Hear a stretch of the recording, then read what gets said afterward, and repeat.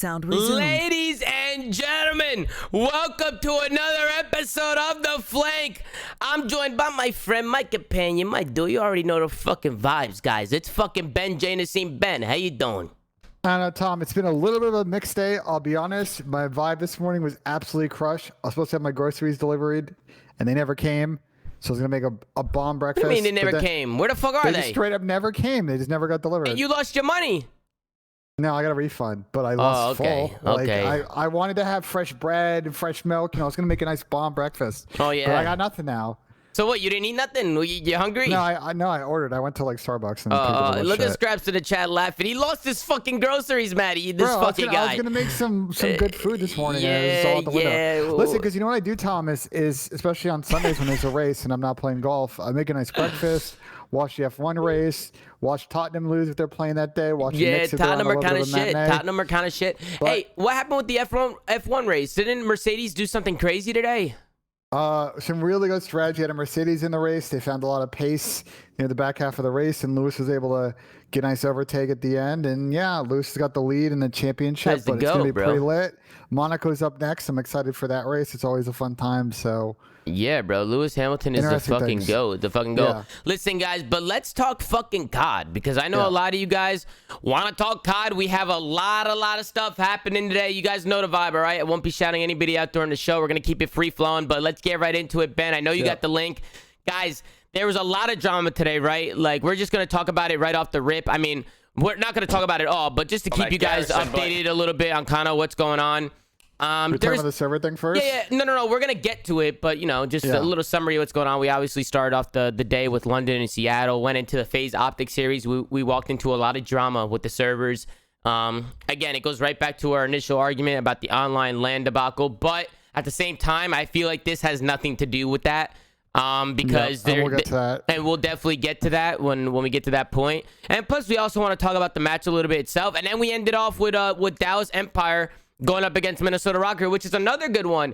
And I don't want people to lose track of the fucking amazing matches we had today because of all the problems that we had during the Optic Faze series, but we're definitely going to talk about it all. And we're going to go in order like we usually do. I was thinking about doing, or do you want to end with Optic Faze today and get the first two out the way? We'll talk about them and we'll end with the big shit. What do you think, Ben? I like that strategy. All right, let's do it then. Let's fucking do it. Let's switch screens. Let's move on over to start things off. We got Seattle Surge going up against the London Royal Ravens. And Ben, immediate thoughts. I know you like to break down the vetoes, right? The maps and everything. What are your thoughts after looking at the vetoes here? Didn't mind the vetoes. I think this ended up being a pretty straightforward series in terms of that. We know that Seattle's pretty decent in block hard points, same for London. So see why that makes it in. Teams like Garrison Control. Tom, I think my kind of initial thoughts on this series is letting it off to a great start. And look, I think Seattle has definitely improved as a team over time. I think they're in a little bit of a rough patch in the last couple of matches they're playing. It just feels like watching them play, and I don't know if you get the same impression. It's a lot of similar problems to Optic. I just don't feel like they're on the same page with Decimate.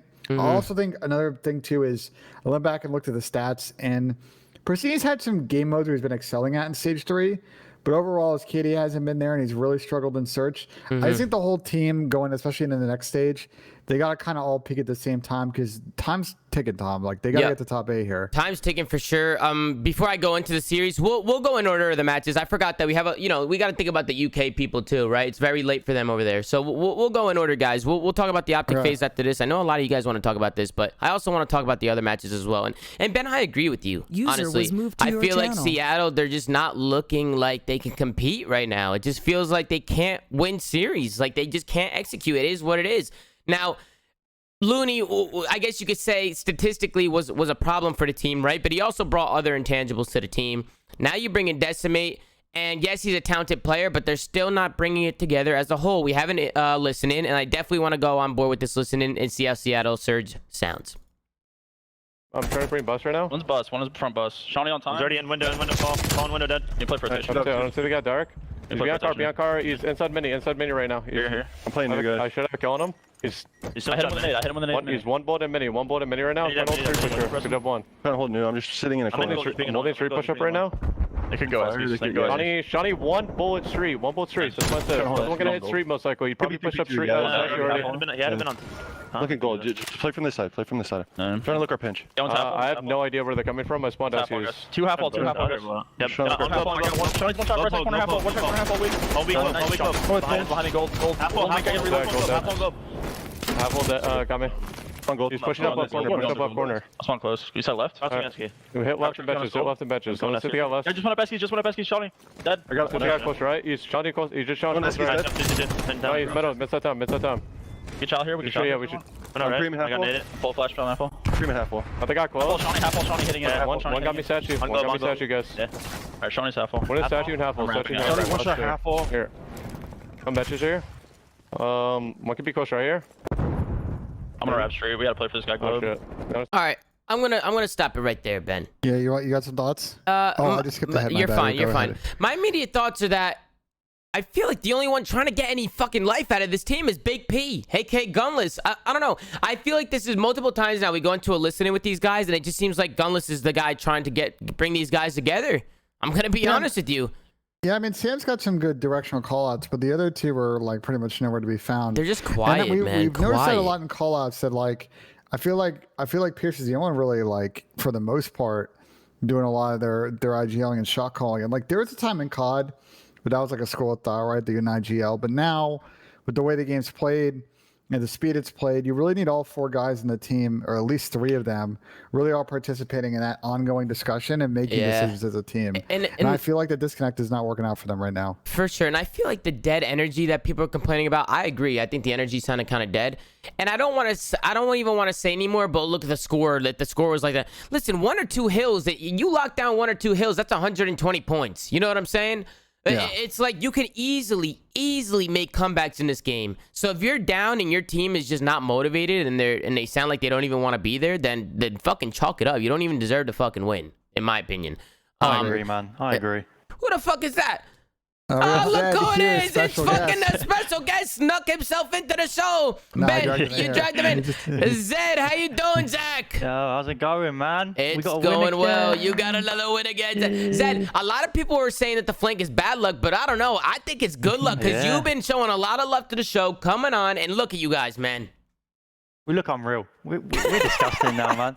You guys are fucking disgusting. And that's another thing that me and Ben actually talked about. We were going to talk about Seattle a little bit, but one thing Ben and I said before the show is we want to make sure we give love to London today because you guys actually do look really good, Zed. And I don't know, what do you think it is, Zed? I just want to ask you straight up. What do you think, where did it turn around for your team?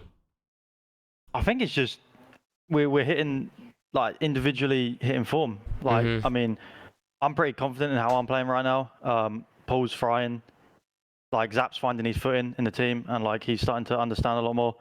And then Sean's just Sean. He doesn't really... Yeah, he's just Sean. Sean's just Sean. Sean's just Sean. He just does what's needed. He's just yeah, he's just a rock, bro. He's a rock. Yeah. So, yeah, I think it's just... Yeah, a combination of just confidence. And, you know, confidence is so big in COD, so... Yeah, and we're riding that straight forward. So. No, it really is. People don't talk about that a lot. Like the confidence, the momentum of a team can really just turn them around. And I think a lot of teams struggle with having confidence right now. I think that's why some of these teams are just shit. I mean, even just listening to Seattle's listening, it sounds like they have no confidence. It sounds like they're just dead energy, like they're not confident in winning. They're just kind of going through the motions. You have people trying to lead the pack here or there. You mentioned Octane a little bit, but I really noticed Big P, aka Gunless. It's like teams need to find that rhythm and find that momentum, and it just kind of, that's how you take series, and that's what's happening with London right now. They're catching fire. They made some changes. They finally figured out a roster that works, and that's why I want to give my credit. I want to give so much credit to the London Royal Ravens, man, because when shit's hitting the fan, they don't just sit around and just think things are going to magically change. They actually make moves, and it just shows that they care about their team, Ben, to be honest. Yeah, I agree, and, you know, I think, Zed, watching you guys play the last couple of series, I know that you had a tough result against Faze that went the distance, but, you know, you guys obviously took care of business against New York, and that was a big upset. And to get here in Seattle and going into the losers bracket, you guys are obviously going to play Paris round 1, and then if you get past that, Minnesota, like, what's the team's mindset right now going into this major 3? We kind of just, like, play every game kind of that's in front of us. Like, 'cause Paris are a good team. I think their results don't really show how good of a team they actually are. There's no easy game in this major, so yeah, just play every game that's in front of us, and if we win the first one, honestly, we'll be a really hard team to stop, I think. that confidence and momentum is a big thing for us. So For sure, definitely. Good answer. I mean, one thing you just said, right, about how there's no easy game in this major. There's no easy match at all in this league. No. I mean, even the team that's all the way at the bottom, last place, you know, they might be bad into the fans' eyes, and people are looking at them, they're in last place, they suck. But at the end of the day, man, it's 4 professional players who are by any means, it's not easy. I mean, they might be on a losing streak, might be in last place, but if a team comes out flat and they're going through the motions, they can lose. I mean, we saw when LAG beat Faze. You remember when that happened? And I was just like, okay, like sometimes shit could hit the fan because there is a lot of talent in this league, and sometimes the standings don't always show that. But it was a crazy series. I mean, to be honest, the hard points just, like, you guys just absolutely obliterated them in the hard points. We can go back, guys. I know you guys are always complaining. Talk about the match. What do you want us to talk about? They shit on them. 100-point club in both the hard points. The S&D, it was, I believe it was 6-2 in favor of Seattle. So this was the one map that Seattle did take. And Ben, just kind of walk me through what Seattle was doing. Why do you think they found success in this S&D? Well, Seattle's been pretty decent in the express maps I've watched. I think they did a good job taking advantage of situations where they didn't get first blood. I think they only got first blood in 2 rounds and they won 6. So they won a lot of 3v4s. I just noticed their teamwork's really good on this map. Their decision making, just choosing to play together off a team and not taking individual gunfights. They do a good job working out their teamwork, which is weird because they seem to struggle with that on a lot of other maps. But it was a good response from Seattle following that map 1 beatdown. Yeah, no, that is an interesting point, Ben. It's weird to see them not have any teamwork at all in the respawns, but then in the S&D, they just seem a little bit more calculated. Maybe it's just the game mode. Maybe they feel more comfortable in the game mode, but they definitely seemed like they were working more as a group. Zed, now that we got you in here, was there anything in this search that you guys felt like you trolled or fucked up on? I just think, honestly, they outplayed us. I'll be real. You know, they rotate bomb sites fast and took advantage of situations where, you know, we were being too slow or maybe too fast. Or honestly, yeah, they just destroyed us. We didn't really say much afterwards. You say, yeah, let's move on. Yeah. Which is a good you know, attitude to have, because sometimes pro teams, I mean, if there was a lot of things that were going on, then it's probably good to talk about it. But it's good that in the middle of the series, you're just like, you guys don't talk about it, you just focus on the next map. That's always good. Because sometimes the pro teams, guys, especially in the middle of the series, they lose a map and they collapse. They collapse. They start arguing with each other. They start bitching and moaning about mistakes. I've seen it time and time again. For the 8 years I was competing, I used to see teams collapse on stage. And it used to happen more often than you guys think. The composure is just not there with a lot of these guys. So the fact that Zed was just able to, like he said, just say, you know what, it is what it is. We got outplayed and move on to the next map. It's good to hear. It's honestly good to hear. It just shows that London is in the right winning mentality. So that's good to hear, Zach. It's always good to hear that. Yeah. But I do want to give credit to Seattle because they do look good. They do have a good S&D team, Ben. I will be honest. You bring in Decimate. He's a good S&D player. Gauntless has always been it. Who's dropping titties in my chat? Hey, can one of the mods take the titties off the chat, please? Thank you very much. Yeah, but they definitely showed a lot of improvement in S&D. But the main problem is the respawns, Ben. If they can't win a respawn, then what are they going to do? So to the S&D point, I actually think Surge have been kind of not that good in S&D in stage 3. They've only won S&D twice. But to this point, like, Express is one of their better S&D maps. But they've really struggled in this game mode against other teams in this group. And I think they're going to have to expand their map pool, Tom. We've talked about this with a lot of teams, like the position Seattle's in.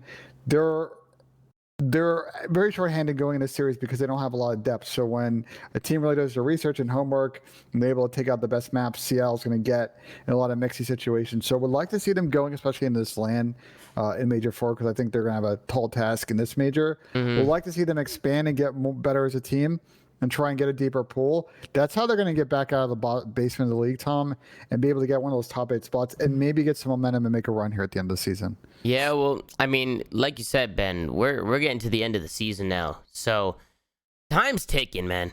Time's ticking. They're just running out of time. It's just as simple as that. I mean, I don't really know what to do at this point with this team other than maybe stick it out if they want to make another change or two. But I mean, thinking about who to replace is just weird. This is a very good angle by Paul X, by the way, even though they lost the map. I thought that was pretty cool. I actually didn't know about that. I didn't know about this angle either. Nice. Yeah, you just lay down under the train's mid-map for those of you listening on audio, and you can just see the A-bomb from mid-map just looking under the train on Express S&D, which is very sick. Yeah, I didn't even know about that. But yeah, I just don't know. And they can maybe experiment with some changes. And again, this goes back to just like the substitute, like the fact that they don't really have a good substitute. Because if teams have a good substitute, they're able to experiment a little bit. And I feel like Seattle can't do that because they have Joey on the bench. They have their coach on the bench. So well, I think Looney is now their sub, correct? So they switched. Did they switch Looney over to the? I mean, I would assume since Looney's still on the roster that I saw like Joey tweet that like Looney's like their 5th man now. So okay. I mean that was who they had before though. So it's like, you know, yeah, it's a little bit of an upgrade. At this point, I see people talking. That's me. But go ahead. What do you mean? No. I just roasted. Ignore what I said. Okay. Yeah, but I just don't know what the hell they're gonna do. I really don't. I see people talking about changes and change this guy and change that guy, and I feel like at the end of the year now, like unless you really you're taking a big risk changing now because time's just it's dwindling away. So I see potential in the team, but they're just not executing. Then we go into the Garrison control. The series is tied up at 1. All the rounds in this because it's all defensive, guys. We don't want to watch 4 rounds. It was Garrison control, and it was defense after defense after defense after defense. Every team won their defensive rounds. It was just big holds coming out of both sides. And ultimately, it came down to whoever got more takes on offense and got that defensive side going into overtime. I'm going to be honest. I had to take 2 espresso shots during this map. That's how bad it goes. No, 2? You took 2 of them? I did the double espresso during this map. You were fucking cracked then. We got a Beezy in the chat from Atlanta Faze. Shout out to a Beezy, man. Let's get a Beezy in the chat. It's always nice to see some of the pros just joining up and enjoying the show, man. But yeah, Zed, did you feel the same way? This Garrison was just defensive heavy. Nobody can really get anything going on offense. It was just kind of, you know, back and forth. Yeah, we knew when we were 2-1 down, like, as long as we just win this defense, like we'll have defense for round 5. And yeah. I don't know. They play Garrison a lot different to most teams. They're kind of slower, and honestly, it kind of hurt them on their attacks. Because they got no ticks. Yeah. So, and with the game being how it is now. Yeah. Well, see, you need ticks to get D-loss. So. Yeah, exactly. And I don't know how you feel about that, but I love that. Yeah, I personally love it. Yeah. It just focuses more on the objective rather than the kills. Like if people are getting more takes and on the objective side of things, it leads to an overtime. It leads to you getting the good side in overtime. Yeah. So I just like the way they did that. And I agree with you, Zed. A lot of these teams need to pick up the pace on offense in any map and control because if you're getting kills, you need to execute off those kills. You need to make use of them. I know it was problems that I used to have in the past sometimes with some of my teams. It was, you know, when you get kills, if you don't move, if you don't make plays, if you're not quick enough, if your decision making is not quick enough, the kills don't mean anything. The people just come back out spawn. They go right back to the same spots. When you're on offense, you got to get the kills. You got to make a decision, and somebody needs to make a fucking play call and make a move. Isn't that right, Ben? Agreed. But we end up going into another hard point. London, they go up 2-1. We go into Apocalypse, and again, Apocalypse hard point. We've been seeing it more and more and more, and this is another bloodbath. I mean, you guys just came out and absolutely smoked them, Zed. Well, yeah. Tom, off the break here, I want to kind of obviously Seattle started on the good side here, but they make a lot of like really critical mistakes in this map, and I think they make one pretty much off the break here by getting flipped. Zed, I want you, if you wouldn't mind, kind of walk us through the situation from your POV, like how you guys were able to set up here and get some good P2 time. Yeah, I mean, it's just honestly this map is so punishing for like when you die because it's so easy to block spawns and stuff like that. So I mean, Octane trolled right there though. Yeah, I mean, that's kind of where I was going to go. I mean, they obviously he pushes up and he gets gun middle map. You got to know, though, if you're the last guy coming off a spawn. I know he's not necessarily the last guy here. There's still a teammate. Like, someone has to pick up right here. And he just shortcuts to go shoot middle, and it just ends up being a tough thing for them because now it's a mixy situation. The rest of London here, that you guys and co are kind of flooding through P4, and this is not the ideal start. When you're on good side, you kind of need to run up, get 40, 50 points if you can, and put yourself in a good position and try and do something on P3 and P4. Yeah, for sure. Go ahead, then. Yeah. Go ahead. This map's just so punishing for dying, and obviously if... maybe because there was 40 seconds left on P1, he was maybe thinking, I've got time to not look right here. There's anything I can think why he didn't look right, but yeah, you just can't like risk anything on this map because it'll fuck you like it did to them. Oh yeah, they'll fuck you. That's a good way to put it. Yeah. I mean, yeah, Octane, he just needs to pick up the OE. I mean, that right side of the map is like the most important part because you don't want to get any flips. Ben, going back to your initial point right off the rip about the good side and bad side, I feel like people are learning how to play the bad side. I feel like it's pretty easy to flip for the most part. If you know what you're doing, you can get some flips pretty easily. Coming off the bad side. The win percentage in stage 3 on bad side versus good side. Yeah, maybe we can get that. I want to say that bad side's probably. We've seen a lot. Think so? Teams that have bad side or think that they're good at the maps, they're picking it. That's true. So I won't be surprised if bad side has a higher percentage, but I'm very curious. That's true. We have Benjamin Bench in the chat from Toronto Ocho. Let's get a wins. I appreciate you, Ben. But I agree, Ben. I'm curious. There's so many Bens. My head. I'm very curious as well because I feel like you're right. If a team is picking the map, Ben, they probably have a way on bad side where they feel confident enough where they're gonna get a flip off the rip, or they think, you know what, even if they do hold the good side and go up early, they feel like they can bring it back because with a P3 P4 hold, you know, you're right back in it. So some teams are definitely very confident, even if they're coming from the so unquote bad side, but. Let's get back into the map. I mean, I want to give credit to Paul X because he was absolutely frying today. The guy's literally just a beast, bro. He's a fucking beast. He's a very tough kill on the map. He's also just very smart. I definitely want to go on board with this listening from the London Royal Ravens, and we'll see how they sound. He went to the back. I'm on shot. Hit the back. One side the back. I'm going to spawn out. I'm spawning out. Go the back. Wait. He's on your P2 stage, be quick. Let's get hill. He's weak. I attacked him. Push him out quick. I've cut your P1. They cannot come from mid. They're gonna be lower. They can come behind me. Set back box. They can go P5. That is it. Try to sound right. Yeah. I'm going to top. It could be on you front already. Yeah. I don't really want P1 that time. P1 down. Top and one shot in again. I'm in front of Got box. I'm with Ali. One low, I'm pretty sure. Yes. Nothing box. One hit low. I'm running it. Hold on, I'm pitching out. Come Alex back out. Give me a second. I'm blocking. I pushed out lower. I'm blocking now. Runs to mid. One shot. He went back. He's gonna go top TVs. He's gonna go. Have your whole mid. Just stack here when you spawn. Yeah. I'm shouldering low. Yeah, I'm checking you. Absolutely nothing, Calvin. JT's up top. I'm flashing that people, Sean. I flashed it. Have you made close? Oh my god. I got streaks. One more top. I have one artillery. I'll let you know if they're low. One hit low now. Gunless one shot. Double him. I'm about to shoot. Come lay down, Alex. I pinged it. There's 3 front. Yeah. One to make for sure. We're double aiming low. They got trophy low. Stacking time. Yeah, I'm having you. All right, let's turn it off. I mean, you see the difference, right, guys? The energy difference is just like, it just seems like these guys are passionate. It seems like they want to fucking win. It just seems like they want it, where it just felt like the other side didn't. And look at the score. 178, 180 to 40, guys. It's like you guys want us to break this down, but what do you break down when one team is just completely winning every single gunfight, winning every single rotation? Their holds are perfect. Their comms are great. This was an absolute bloodbath. Like, it was done. As soon as I saw this, I stopped watching. I'm gonna be honest, Zed. You guys were cruising. You know what I'm saying? Yeah, it was fun. It was fun to play. Everything was going my way. Oh yeah, for sure. Those are aren't those the best series, Zed? When it's just like things are just going your way. You're winning every gunfight. The team's feeling good. Then after you win, you're talking to the squad. Oh yeah, there was some crazy gunfights. Zed, I remember you won one mid map right here. You beamed him off the head glitch right here. I think it is. Yeah, look at this shot, guys. Sometimes like 18-year-old me comes out, and then it just like there's other gunfights where I'll just completely whiff, and it happens to everyone, though, Zed. Even the youngins, you know, sometimes it comes out. Yeah, you're about to see it. I'm gonna start whiffing any moment now. You'll see. Oh no, is it coming? Oh, I remember this. Oh, there he goes. Here it comes. Yeah, but you got double teamed. You know, what are you gonna do, Zed? You got some help. You got the trade. He goes, okay, good finesse from Zap. At this point, this was over. I mean, they only got another like 14 points after this. But this is a good win for you guys. This is a big series. You get some momentum. You guys obviously need the points. Yep. And feel good going into next week if you guys can make a really sick loser bracket run here. Yeah, practice has been really good as well. So spirits are high, and hopefully we just keep improving and can prove that we don't belong at the bottom of the table. Hopefully. I like that, Zach. I definitely like that. It's always a pleasure to have you on the show.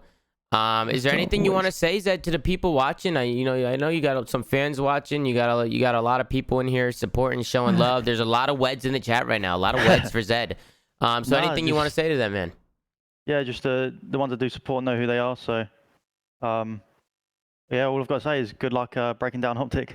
Yeah, nah, I mean, we'll try. We'll try. I mean, this is another one. This was a weird day today, Zed. You know, it was especially with everything that was going on. So we definitely have a lot to talk about. And you're more than welcome to stay here. You don't have to leave, but it's up to you. But we're definitely gonna move on to the next series. And I just wanted to say congrats on the W today and good luck moving forward, Zach. Yeah, I appreciate it, man. I'll take a back seat, let some others join and give their input on some of the matches they played today. Yeah, I think Zinni was gonna join in and do that. He's gonna do that stupid bullshit he does, where he's like, "Let's get ready," and just starts coming. Watch, I guarantee you. To be fair, that was my idea. To tell him to do it. So Was it your idea? Responsibility. Yeah, I told him today. Like, if he comes on, he should do the Bruce Buffer thing.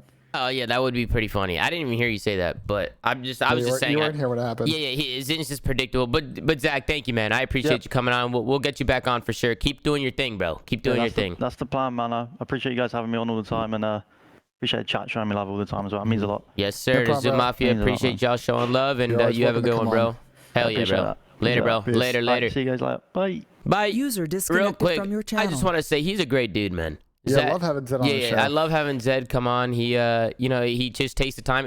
Guys, that's why I say I want more pros to come on. 5-10 minutes. How long was he here? 5-10 minutes. Come on. You talk about the match. Say whatever you want.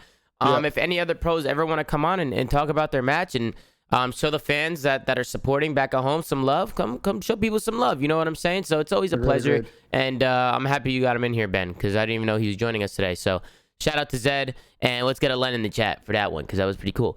But guys, I think most of you guys are in here because you want to see us talk about this series. And where do we even start?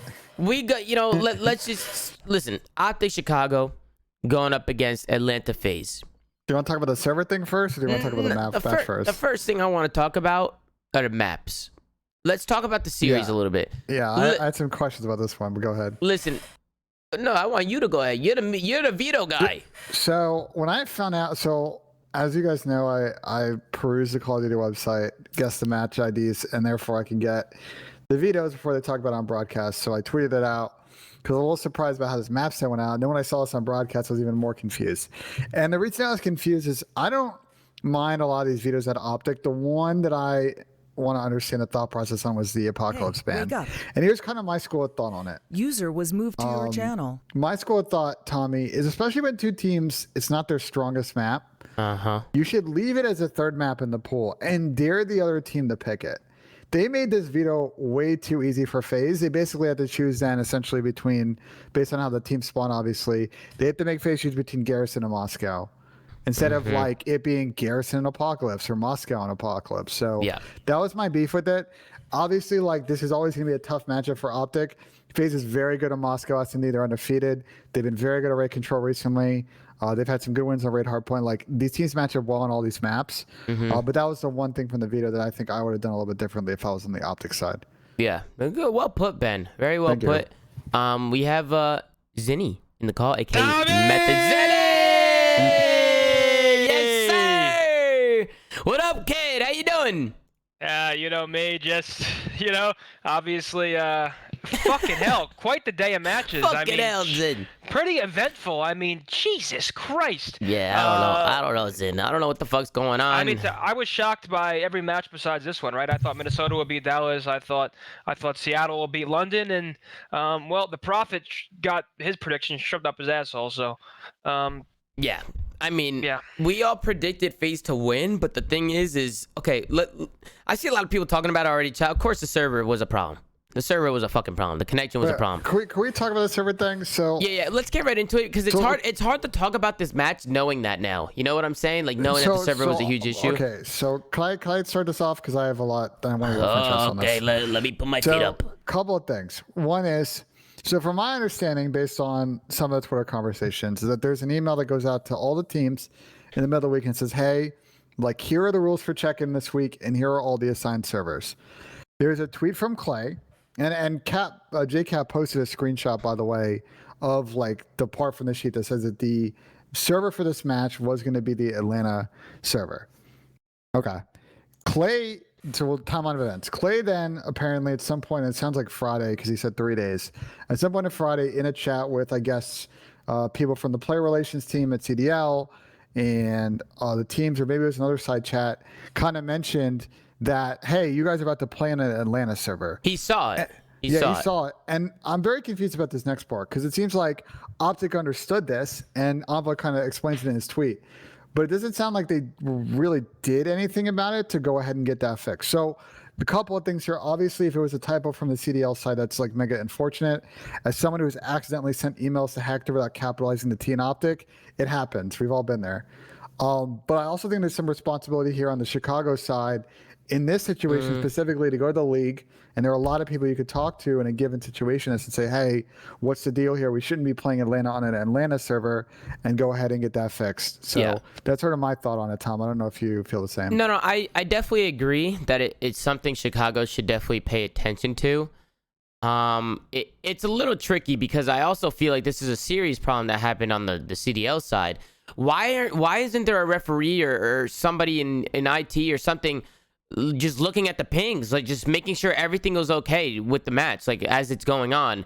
Because we don't know what the rule set's like and how those server, like what causes server switches and all that. Unfortunately, the rule book's not public. I would love to know. Wait, what do you mean? No, I'm not talking about the server switches. I'm talking about while the match is going on. Yeah. Is there nobody watching that can see all the pings and all the connections that's going down the lobby, and they see one team's on fucking 5 to 10 ping and the other team's on whatever they were, optical? I don't know what they were exactly. It's actually a good question because I don't believe that's the case. So I don't think any of us know exactly what happened, but let me be clear on my opinion on this. Okay. If Optic knew they were playing on Atlanta and agreed to it, there was no reason they should have brought it up on Twitter after they lost. Did they know that they were? No. I'm saying if they were aware that the server was Atlanta and they were going to play Atlanta, there was no right to bring that up on Twitter. That's just. But then my argument to that, though. If they didn't want that, hold on. All right, go ahead.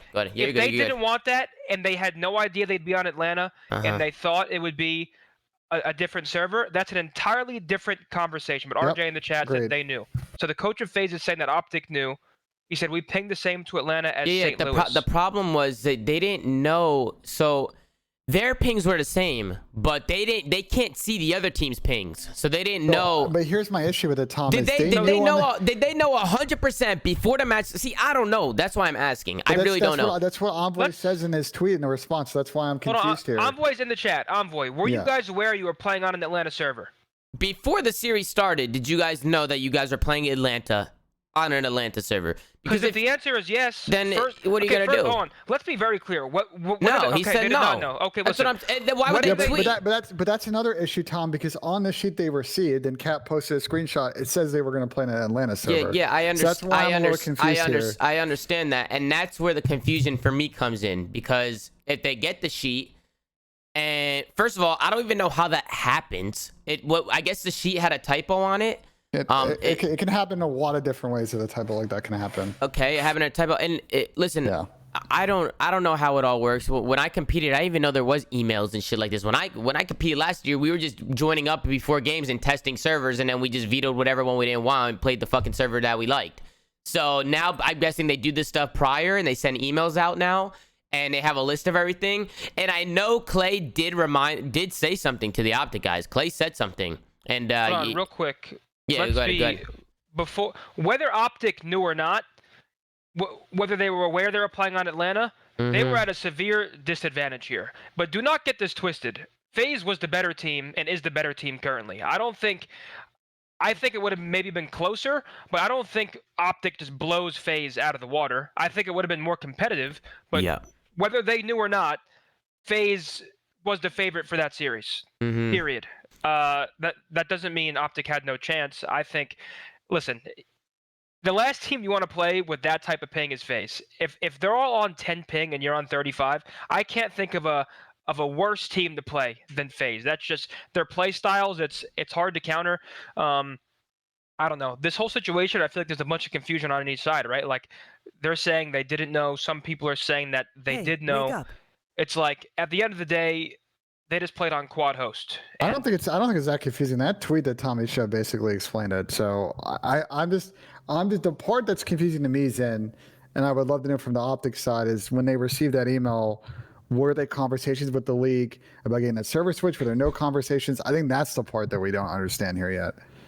I'm very confused of it all because even after the first, like if Optic would have known that they were playing on an Atlanta server midway through the series, wouldn't they have just asked for a server change or something like midway through the series? That's why.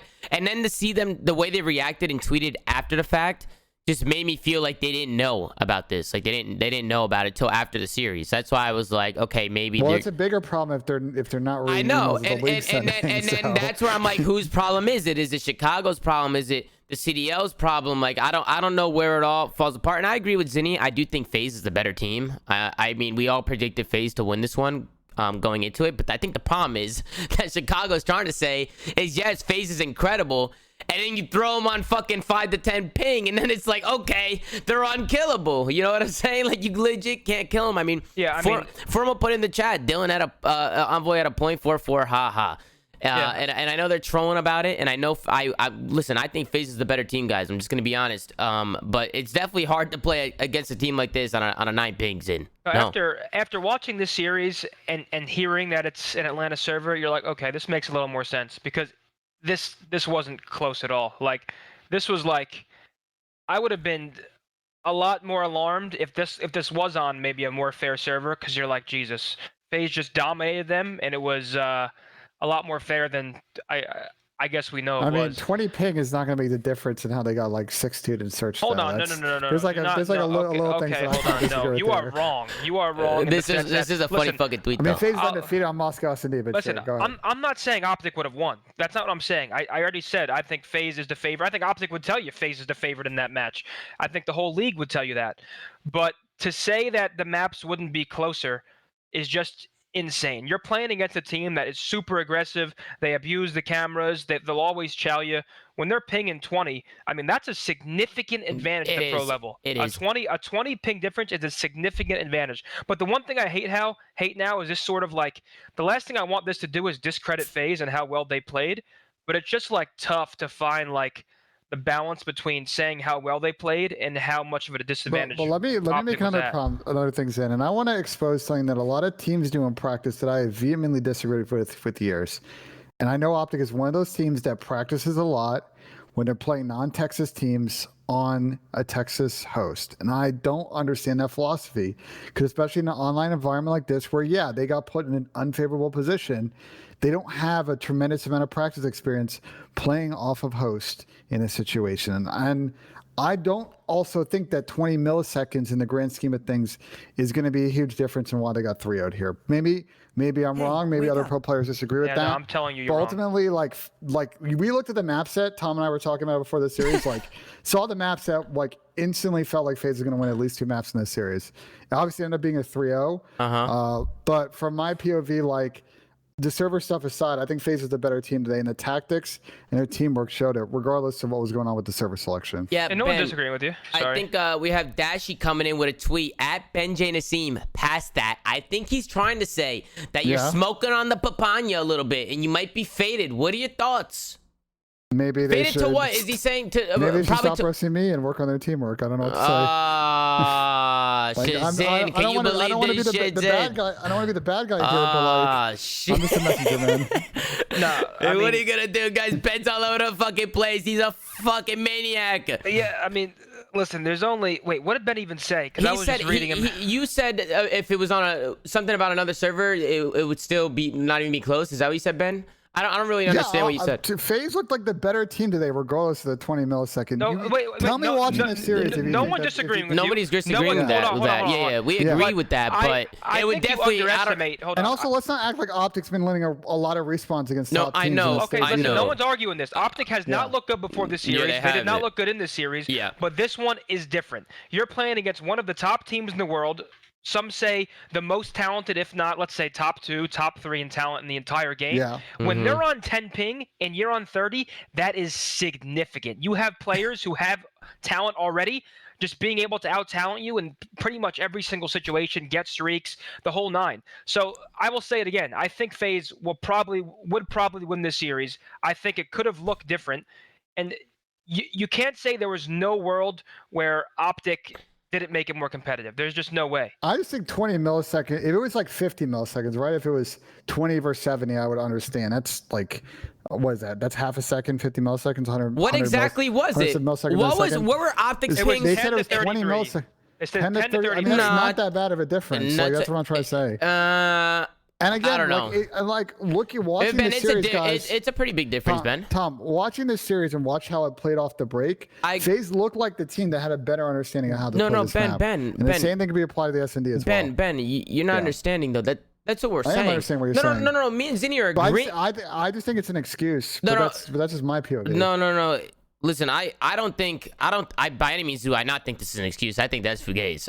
Listen, I think Faze was the better team. I think Optic has been looking bad. I don't think they've been looking great. So I thought they were going to get smoked in this series regardless of even if they were on the same pings.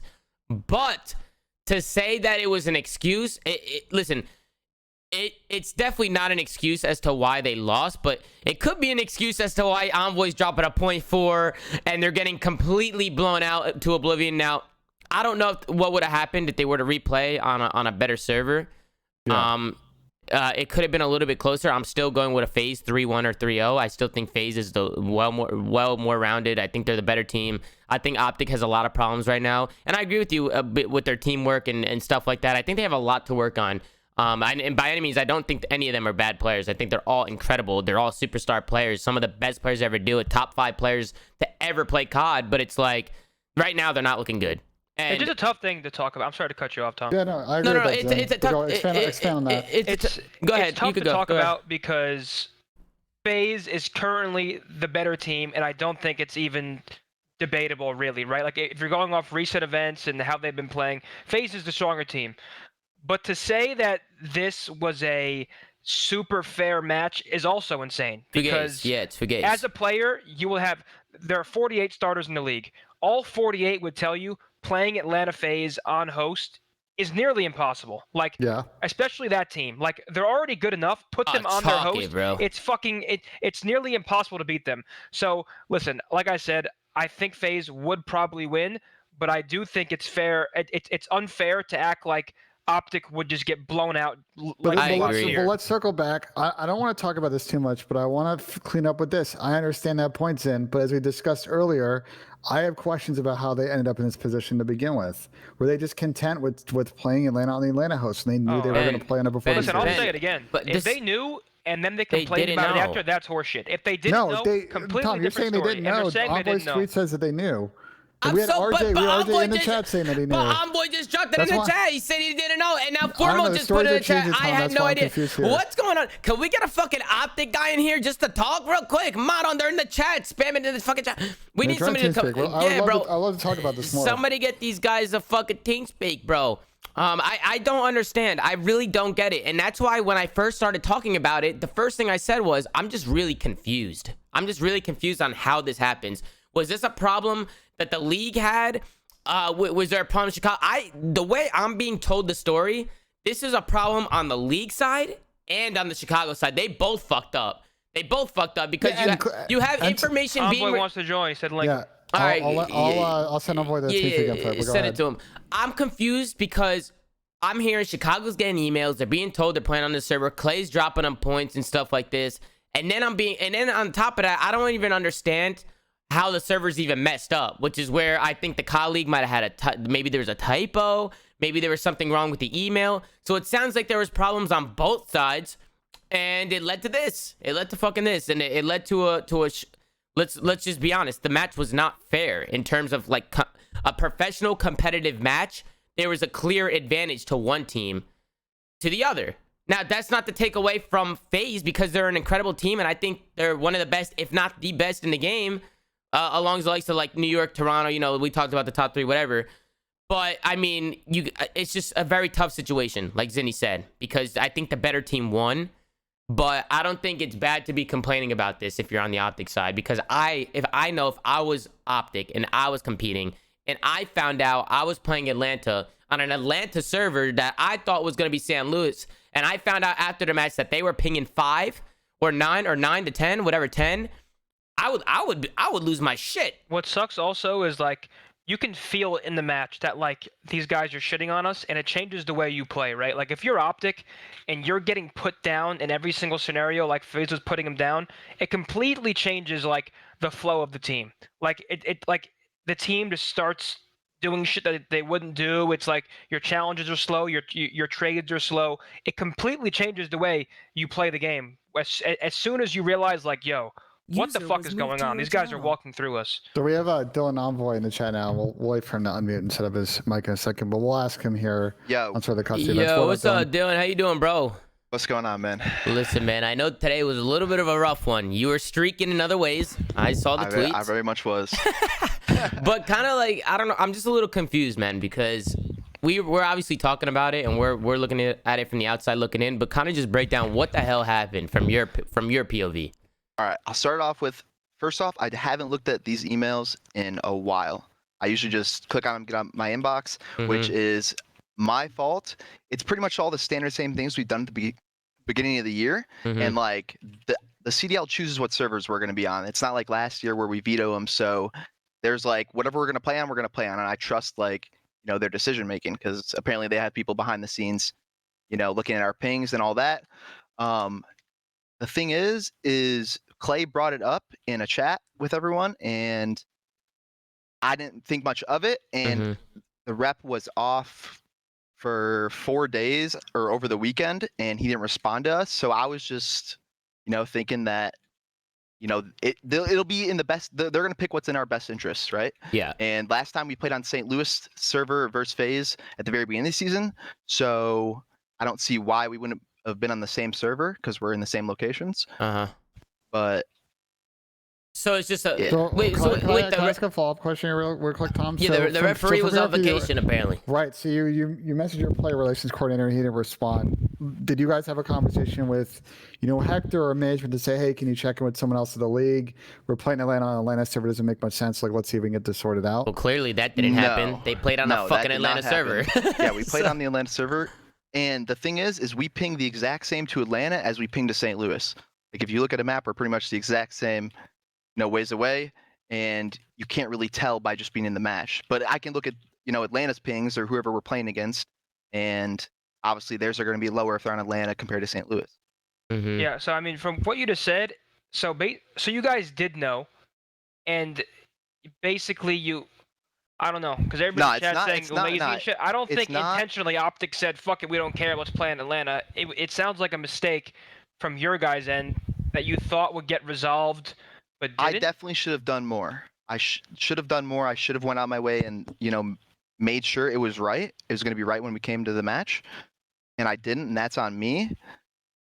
But which is why I said that should be like triple checked in the first place before it gets sent out. But you completely either. Like you have teammates and you have a staff, and like I think to put it on you solely, whether you saw the email or not, like I don't think it's fair for you to take the sole blame for this. I think that's horseshit. And just to add on, I was just saying that's why I feel like it's just problems on both ends. I mean, there is clearly problems on the league side because it was wrong. The server was just wrong. And on the other side, there was problems with Optic Chicago because I think you guys learned from this now. I think for some reason, Dylan, I feel like you're going to be checking that email list every single time now. Yeah, I definitely will. Yeah, right? I mean, what because sucks is this will never happen again, but it happened in such an important match that, like, it's just like, fuck. Like, now you're starting in loser's bracket, and, I mean, I've said it before, like, who knows if it would have changed the outcome, but at least the maps and the games, I think, could have been closer, right? Yeah, I mean, as of recent, though, I mean, obviously we haven't looked the best, but, like, our practice these last 2 days have been really good. And we thought we were going to do better. And then just to play on that just sucks, obviously. But FaZe has definitely been the better team. Like, we're not discrediting them at all. And they, like, shit on us still. And we're making really blatant mistakes. But, yeah, we just got to get better. I mean, I was defending you guys in the fact that, like, it's a lot easier to make mistakes once you realize, like, these guys are just literally walking through us. Like, it kind of just throws everything off when a team like that is just, like, laughing at you to the point where it's like, I don't think anybody if anybody in this chat or whatever, like, I know you're getting a lot of flack because of your bad game, it's like, that's horseshit. Like, that's like, I don't think there's a world where you actually go out there and drop a point for, like, you've been a top player and I think you've been receiving a lot of hate. And it's not an excuse. It's a very fucking valid excuse if it is an excuse. Like, it is not easy to play on that. Well, the only thing that really bothers me right now about people spamming excuses in the chat is, like, I mean, Envoy just said it himself. He's not discrediting anyone, guys. You know what I'm saying? The whole point of the show is so they can come on and tell their side of the story, which is exactly what we're getting. And the last thing he said was, you know, full credit to FaZe. he feels like they're the better team. But at the end of the day, guys, it sucks to play on a server like that. I mean, there's, like we said, there's a clear advantage and a clear disadvantage to one team and the other. And when you're playing professionally, that's just Fugaze. It's a pile fucking Fugaze. So it sucks because, like Zinni said, this was such a big match, and I would have liked to see, like, you know, these two teams go at it on an even playing field. And as much as I do think FaZe were the better team, and they came out and showed that, I think we would have had a better match if we were on a better server. Personally, I still think FaZe would have won. I'm sorry, Envoy, I know you're in the call. I still think we've been playing bad recently. Yeah, I still think FaZe would have won, but I mean, I think we would have seen a better series in this, because it just seemed like a bunch of fucking Fugaze to sum it up. The issue I see is, sorry. Let's pivot off the server thing, because I think we're kind of talking circles about it. Before I go, let me go real quick, just about, like, I saw Brandon type in the chat quad host. It's like, the only thing I disagree with from your guys' end is, like, yeah, you guys were fucked over, but it just looks like you guys are trying to discredit FaZe, and it's not FaZe's fault. Like, I don't, like, just to be completely clear, FaZe did nothing wrong in this situation but play the game. It just so happened they were at an advantage that there was some miscommunication where Atlanta probably thought that you guys knew or whatnot, and you guys did kind of know. It's just a shit show. But to discredit FaZe and how they played, it's like, yeah, I don't think it would have been that dominant, but FaZe is obviously a good team. Now we can move on. Envoy, from your POV, what do you think is like the root of your guys' struggles in the last couple of weeks? Well, in S&D, our teamwork has looked like really good. If you're gonna like have any type of teamwork in S&D, you guys have been good in search. But definitely. Respawn, I think everyone knows, like, we really haven't had much teamwork recently. I think we're pretty indecisive of like what we want to do. But I mean, recently it feels like we've been getting better like that in practice, and we just haven't been able to translate. Okay. Yeah, I mean, that's the story with a lot of pro teams. Yep. I feel like they know their problems, and sometimes fixing those problems are a lot harder than people think. Like, it's not as simple. It's just not so black and white where it's like, you're doing this, go back to practice fixing, you're good to go. Like, sometimes it takes time for that kind of stuff like that to happen. Obviously, the last few weeks, you guys haven't looked the best. But, I mean, one thing you guys can't deny is the talent that you guys have on the squad, right? Like, I mean, from top to bottom, you guys are very talented. So I think a lot of it just comes down to, you know, just kind of, you know, just don't give up on it. Just keep going into practice and go in with a positive energy, and just make sure you guys don't give up on yourselves. Because you see a lot of pro teams, just when things aren't going their way, you just see it in their, you hear it in their comms, you see it in their gameplay. They just give up on the team. They give up on themselves. And especially now that we're going back to LAN, and I know that's been a big conversation, the online shit, the LAN stuff. We're going back to LAN. I mean, it's going to be an even playing field. And I know someone like you and players that you have on the team love LAN and love the atmosphere. So, I mean, you guys are ultimately just preparing for the big one, no? At the end of the day. I mean, no. I mean, we're not out of this major yet still. I mean, we got you could still make a run. Yeah, still you guys definitely have a deep one in you. Yeah. For sure. I mean, but that'd be even better heading into the next stage. And I mean, either way, we still have to be like work at getting better online, because I think league matches are still going to be online. So, yeah, just got to get better. Envoy, from your guys' end, since you guys have a really nice facility, Tom and I think Zin, you've obviously made the Hex Quarters a super cool spot. Have you guys talked about maybe hosting, in the lead up to stage 4, hosting some kind of boot camp with some other teams? That hasn't came up at all. I don't even think. I'm not sure if that's allowed. Yeah, I'm not sure if that's going to be allowed. Like, from what I know, no. I don't think that'd be a good idea anyway. No, from what I know, like, even at the LAN, I don't think you can like mingle and hang out with other teams like it's just a casual LAN, right? Like, we're going back on LAN to play on LAN. We're not going to LAN to hang out and drink and party with each other. Like, we're going there to play matches on LAN. And if anyone gets like the virus, then it's like fucking chalked. Yeah, your whole team's chalked, or you have to get enough subs to, you know, What about, I mean, people. it's a pretty large space. I mean, you could have one team come in, test everybody to make sure they don't have it, social distance people. Like, you guys haven't talked at all about, you know, utilizing that full that space always and gets seeing if tricky people come through. because the testing's not very accurate sometimes, right? Like, sometimes doesn't it take like a week or, like, say I get the virus today, say I got it today, I go get it tested, I'm going to the league, and I get tested, I don't have it. 2 weeks down the line, then it'll start coming up on a test. Isn't that right? Or that could be complete fucking Fugaze. There's two type of tests. Obviously, there's the PCR test. Everybody jokes about the big thing getting stuck up your nose. That's the PCR test. And then you have the rapid tests, which, can be accurate, cannot be accurate depending on the use of the test. But you could mix and match both. You could require teams to say everybody before we do the scrim has to get PCR tested. And these are standards that everybody's been doing. They've been using in sports league to try and get back into the shape. I'm just curious if at any level with all the teams in Dallas, if any teams are thinking about trying to figure out how to get some land practice in before the major and maybe understand the differences in this game, especially on land. Yeah, I mean, I think it'd be great. But I mean, like, that thought hasn't even gone through my head. I'm just like, I think everyone's too excited to get back on the land. That has even crossed my mind at boot camp. I haven't seen one of those in like a year and a half. Yeah, the boot camps are fun, especially at the hex quarters, because boot camps are great. Yeah, they are great. There's just a lot of room. And I'm gonna be honest, Ben. Like, come on, like 1 or 2 teams. There's so many teams down here already. I mean, I'm gonna be honest, guys. I hang out with people here. Like I hang out with my friends. A lot of things are open here. In Texas, they really don't care. And at the end of the day, I mean, we can social distance. Like we can still have a boot camp and not have to be all over each other. Like we could wear a mask. We could social distance. I think it's fine. Yeah, I think until someone brings out the bottle of Azul and then people are on their knees taking shots. It gets dangerous. What do you mean taking shots? What the fuck are you talking about? The boot camp. It's at the end of, like for instance, like the NBA, right? Like they all get tested. They're all wearing masks on the court and shit. Like, I mean, listen, I think it won't be that big of a deal. It's not like we're stuffing the hex quarters with people, because then that's a problem. That's a problem. You don't want to do that. But I think if they take the right precautions, make sure everybody's coming in, hand sanitizer at the door, wash your hands, make sure you got a mask on till you sit down at your setup. You know what I'm saying? Just make sure you're good to go. I mean, I could definitely see a little HQ, maybe local land type practice. Who's the whatever. enforcer? Sender? What do you Put mean, your fucking mask on, Scraps.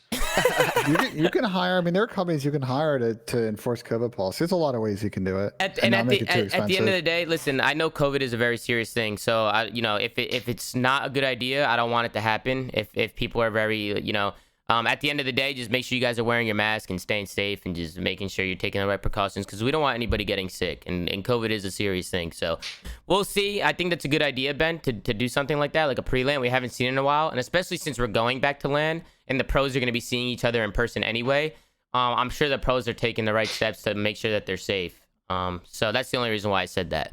But my biggest worry about this whole LAN is like Dylan said, right? Like, you get a couple players on your team that get COVID, it's like, what, you forfeit, or you just sign players on 14 days and it just And how hard is that to play? Like, it's 1 day's notice against all these teams that have months of practice? I'm happy we're going back to LAN, but I'm also like, I look at it and I'm like, this could get interesting. I hope to God it goes 100% smooth and everything's fine, but like, the potential for a shit show to occur, there's potential there. Let's hope it doesn't. Let me ask a question, and you guys may not know, obviously, because not all teams will talk to other teams about this topic. But do you know if a lot of players in advance of this are trying to get both shots of the vaccine or the one and done from Johnson & Johnson before they show up, so they're safe from that perspective? I mean, I'm going to be honest. It's very easy to get a vaccine here in Texas, especially Dallas. If you guys are in Dallas, if you're a pro player in Dallas, go to cvs.com, go to their website. You can literally schedule. I can get one tomorrow if I want. That's literally what I did. I booked an appointment and went the next day, or went a few days later. You go into the CVS, they bop you in the arm, and they call it a day. All right, get out of here. And it was very easy. Over there, 1, 2, 3, bada bing, bada boom, and I was done. It is also a personal choice. Like, some players may not want it to get that vaccine, and that's totally up to the individual. Like, that is their choice. So, I mean, I don't know. I'm hoping, and honestly, I think everything will go well, right? Like, I have full faith that this LAN will be operated in a safe way, because I don't think there's a world where we'd have a LAN if that wasn't possible, right? So, listen. Activision's a large corporation. Yeah. They've got a army of lawyers and logistical people that would work night and day to make sure they don't, get an issue here. So I agree with you, and I think they'll force policies. But I was just curious if teams are trying to figure out this transition and see how they can give their teams a little bit of advantage, because these two, stage 4 is super important, stage 5 as well, for both seeing the major and for some teams. That's going to be the difference between them making top 8 or going to the golf course after stage 5. And to answer the question, yes, I'll be traveling with the team to LAN. You are? Just know if needed, the big gun's there. Wait, that means you're gonna be in Texas? I mean, yeah, but as I said before, I'm not sure if I'll be able to hang out, and it's we'll see. You don't Maybe want a to strict schedule. Hey, I'm not sure what the rules are really, so I don't want to be like, hey Tom, I'll fucking see you soon. Yeah. But yeah, true. I mean, yeah, ideally I'll be able to stream and whatnot there, right? Because that would suck. But yeah, I'll be there and I'll be ready to fucking come out firing if needed. Which I hope I'm not needed, because if I am needed, it means one of my teammates are sick, and that's not what I want. Not good. Yeah, ever. you don't want that. So yeah, I'll be there just in case though. Well, that's always good. I mean, we can get back into the series, but I mean, I'm sure. What is there to talk about? Honestly, Envoy, I don't know if you even want to join in and talk about this, because you're probably in your head, you're like, I don't give a fuck, like, you know, because obviously, like, let's be honest. There's nothing from my POV to watch. Yeah.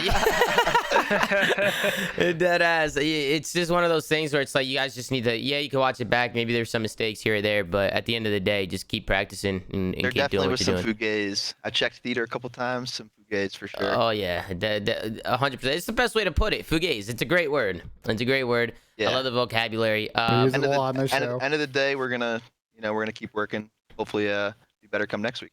Yeah, I think that's one thing I do love about you guys' team, is just the culture that you guys have. I feel like you all like really just respect each other, and you guys always try to stay positive. I'm sure you guys come and have some negative, arguments here or there, but I mean, that's just every team, right? Like, you're just trying to get better. Each other to you have to improve, but end of the day, like, we're having a good time, and we know we have like all the right pieces. Yeah, to make this work. No, 100%. So we'll just end it there. I mean, I think we should move on to the next series. Okay. And just talk about Dallas and Minnesota. You guys are welcome to stay in here if you want. You could dip out. Thank you for coming on, Dill. Thanks for having on. Yeah, appreciate no problem, you, bro. Guys. Have a good one. You too. Zin, you chilling, Zin? You want to talk about this last series or what? Yeah, I'm gonna call my aunt real quick. I gotta call her back. Wish her Mother's Day, and then I'll join back in a bit. Hey, Zin, why is there a Zin is fat spam in the chat? Was that TJ? It was TJ, but his head looks like a fucking planet, so I'm not sure why he's in here calling me fat, because that guy, Jesus, he's huge.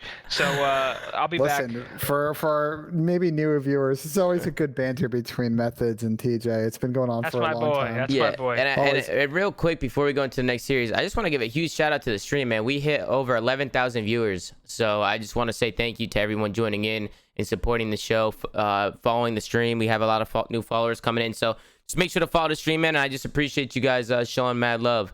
So I just want to say that before going into the next series. I fucking love you guys, man. Zoomaa on fucking top. But let's go on over to the next series. We have Dallas Empire going up against the Minnesota Rocker. And this one was a weird one for me. I thought Minnesota was gonna come out and play better than that. I thought they were gonna come out and beat Dallas, because I honestly didn't think Dallas had been looking that good. But Dallas came out to play today. And this is what you expect from guys like this. And this is why I've been saying, I want to see more from Dallas, because I know they have a lot more than this in the tank. And granted, the Tyler Felony pickup was new, and they needed some more time. But it's good to see them back in action, Ben, winning series like this. Yeah, so the first thing that stood out to me when I looked at these videos is Apocalypse Hardpoint. We hadn't seen Dallas play that map at all in the 2 stages since it's been here. And we did end up seeing it because it's map 4. So that was something that stood out. The rest of the map seemed pretty straightforward. These teams both like scoring up here. Tom, we'll get in this series. I want to give a big shout out to the players in Dallas specifically. I thought iLLeY and Fellow played very well today. Yep. You know that you're always going to get a good performance from Shotzi. I know Crim's been having some like up and down recently since they made the change. And I think he'll figure it out. On the flip side, Tom, so I was kind of digging in after this series on sort of the stats around Minnesota. Yeah. And it's been kind of an interesting ride for them, especially in respawns. So they're 3-7, unless I'm off on this, and someone correct me if I'm mistaken in terms of these map counts. They're 3-7 in a hard point in stage 3, 2-4 in S&D, and 4-1 in control. So they've figured out some of their control issues, but the hard point is still a huge problem. I know one of those S&Ds was a tough loss. They played a lot of close searches. I think the biggest thing that's striking that steps out to me, Tom, and looking in like overall KDs, is I think accuracy's been having a tough couple of weeks. And it's not just like a 0.95 sort of issue. I think he's sort of in the high 8s. So I think they need a little bit more production out of him. They've gotten really good production out of Standing and Priest if you look at the overall stats. But I think more consistency for Minnesota. You and I both agree, like the talent of the team is very good, and they have what it takes to really contend and potentially win a chip. But right now, I don't think all 4 players are kind of firing at the same time, and they look a little bit off in especially a hard point at the moment. Yep, I mean, I got the stats right here for you. Yeah, look, accuracy is definitely struggling a little bit, but I mean, the damage is there, right? I mean, he still has the same amount of damage as his team. You know, he has a 0.82. You know, it fluctuates for sure, but you also have Crimsix at a 0.83 right on the other side with less damage than he does.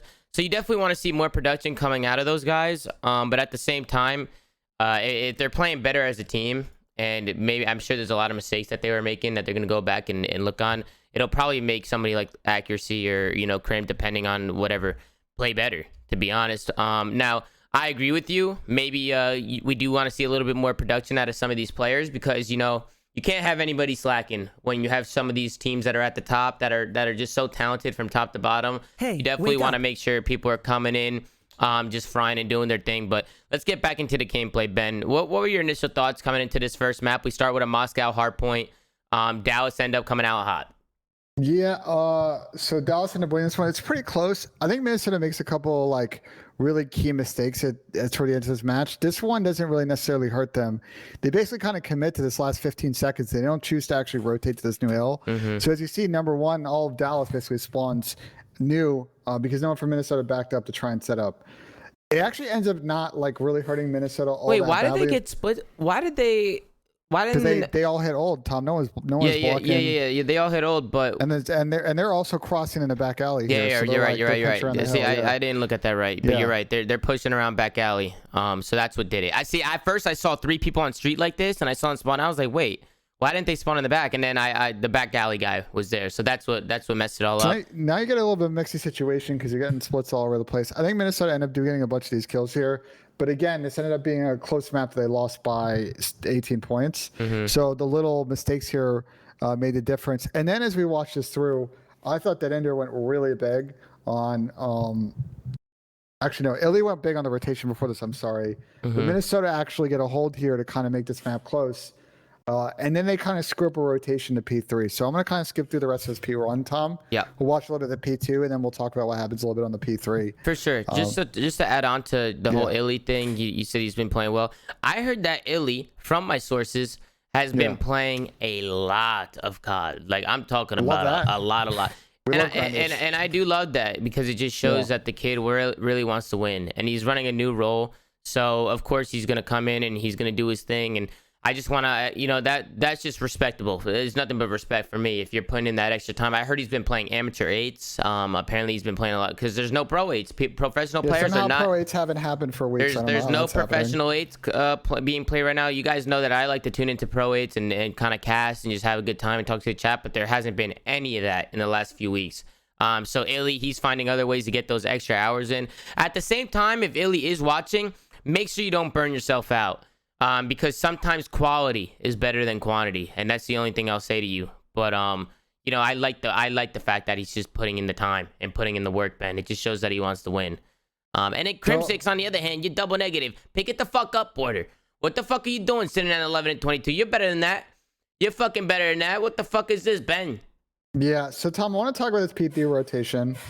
I think this was maybe less of a mistake from Minnesota and more of a great play. We've seen Dallas do a lot on this hill. So they're in a situation here. They do have one person coming from old. They have control of P3 time. As we play this out, watch the play that Dallas makes. If our audio listeners at home are watching P3 on Moscow Hardpoint, what Dallas will do is that when a team is hitting the back on them, they will re-pinch them alley and go right behind them on those stairs, right by bank, and shoot all the guys in the back. And that ends up actually winning them this map. What was a very close situation because Minnesota actually get a couple of kills here on this rotation.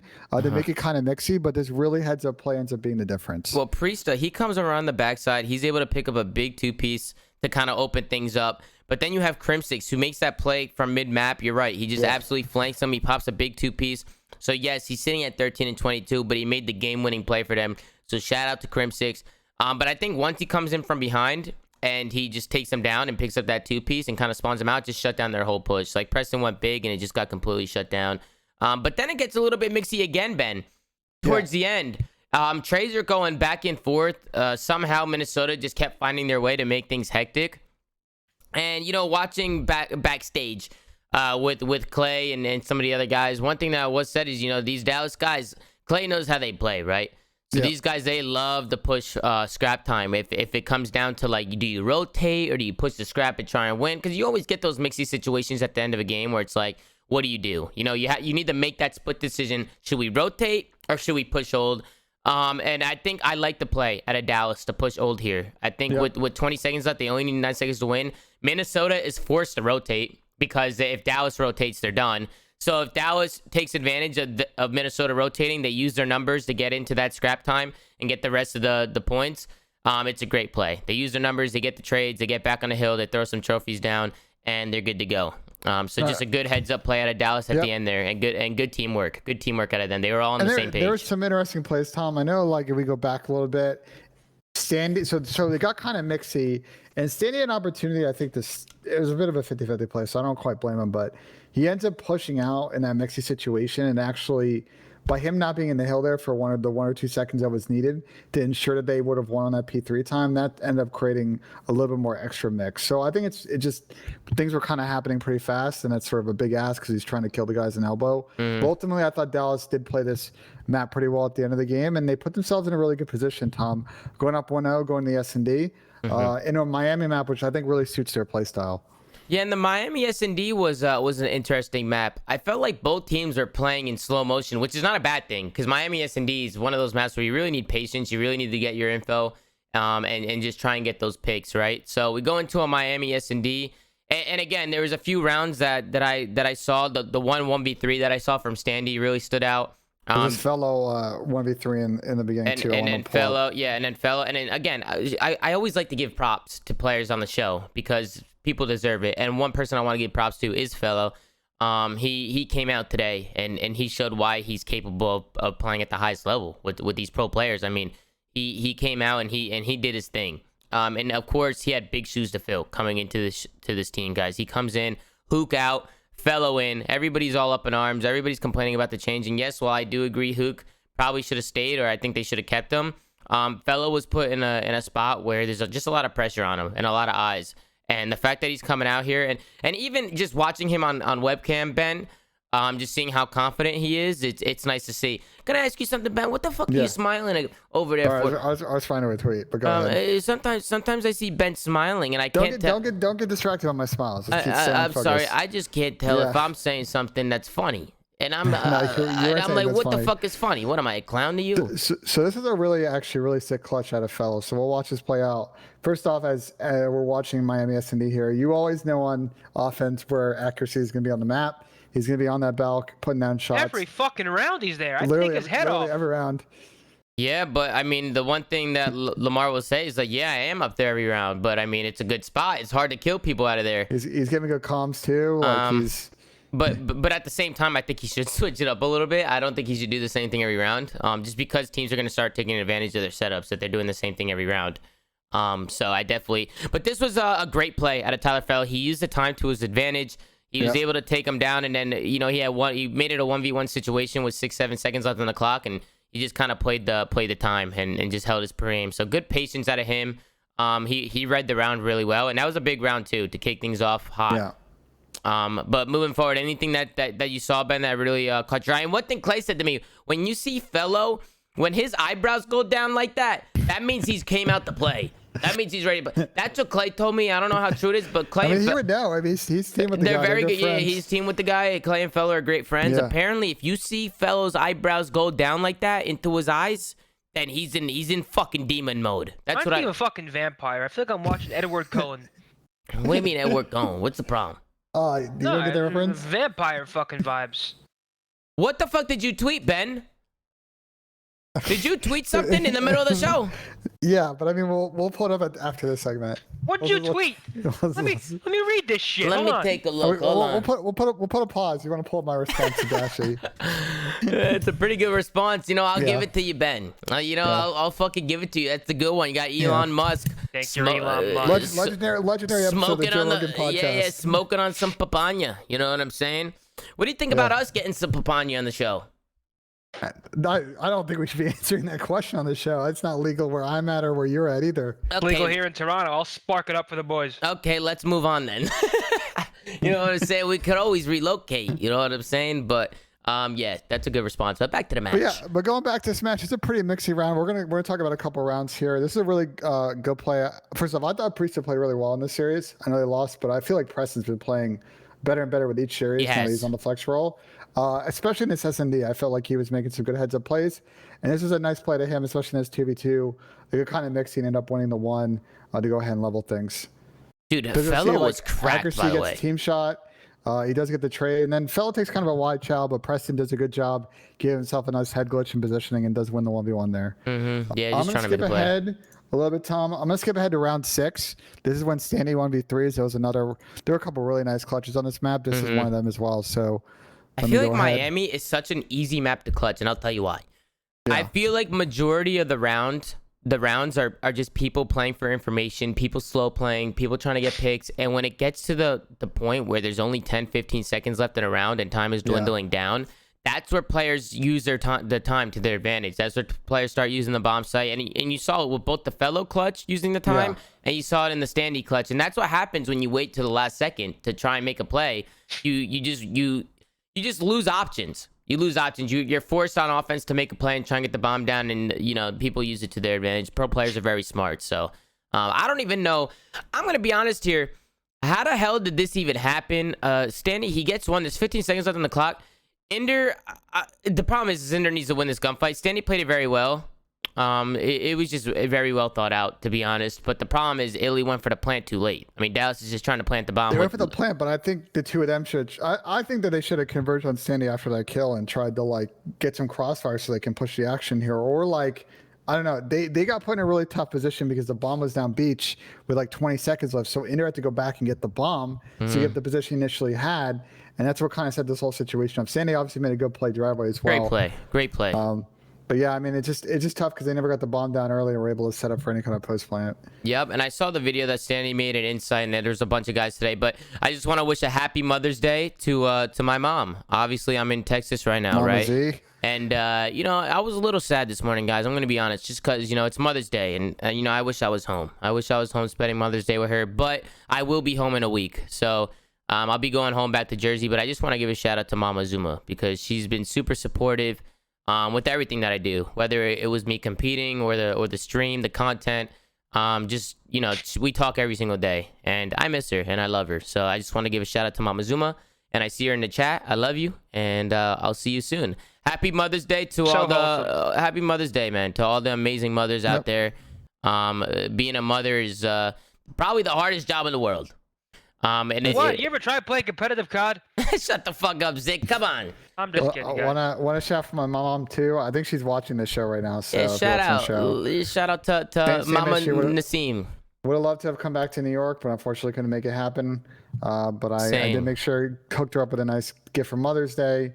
I mean, my brother got her, and she was hanging out with the fam today. So that's nice. Again, also shout out to all the mothers on this nice Mother's Day. I'm actually excited to go back to Jersey. I'm not, I haven't been there in a while. So just to see the whole family. I was on FaceTime yesterday, and they were passing the phone to one cousin, to the other aunt, to one uncle. A good FaceTime up around. It was going all over the fucking house. I had a fucking headache. I was like, but I loved it. I loved it so much. It helped a lot. It helped a lot. So shout out to the fam back at home. Zinni, anything you want to say to Mama Zen? I mean, I think you hit the nail on the head, right? I mean, I wish I could be home with my mother and my family as well, right? My grandparents, my aunts. It's part of the job, right? We're gamers, and it's tough, but of course, got a nice gift, talked to her on the phone. I mean, you hit the nail on the head, right? Love her, and can't wait to eat her food again. And yo, Zin, no bullshit, same.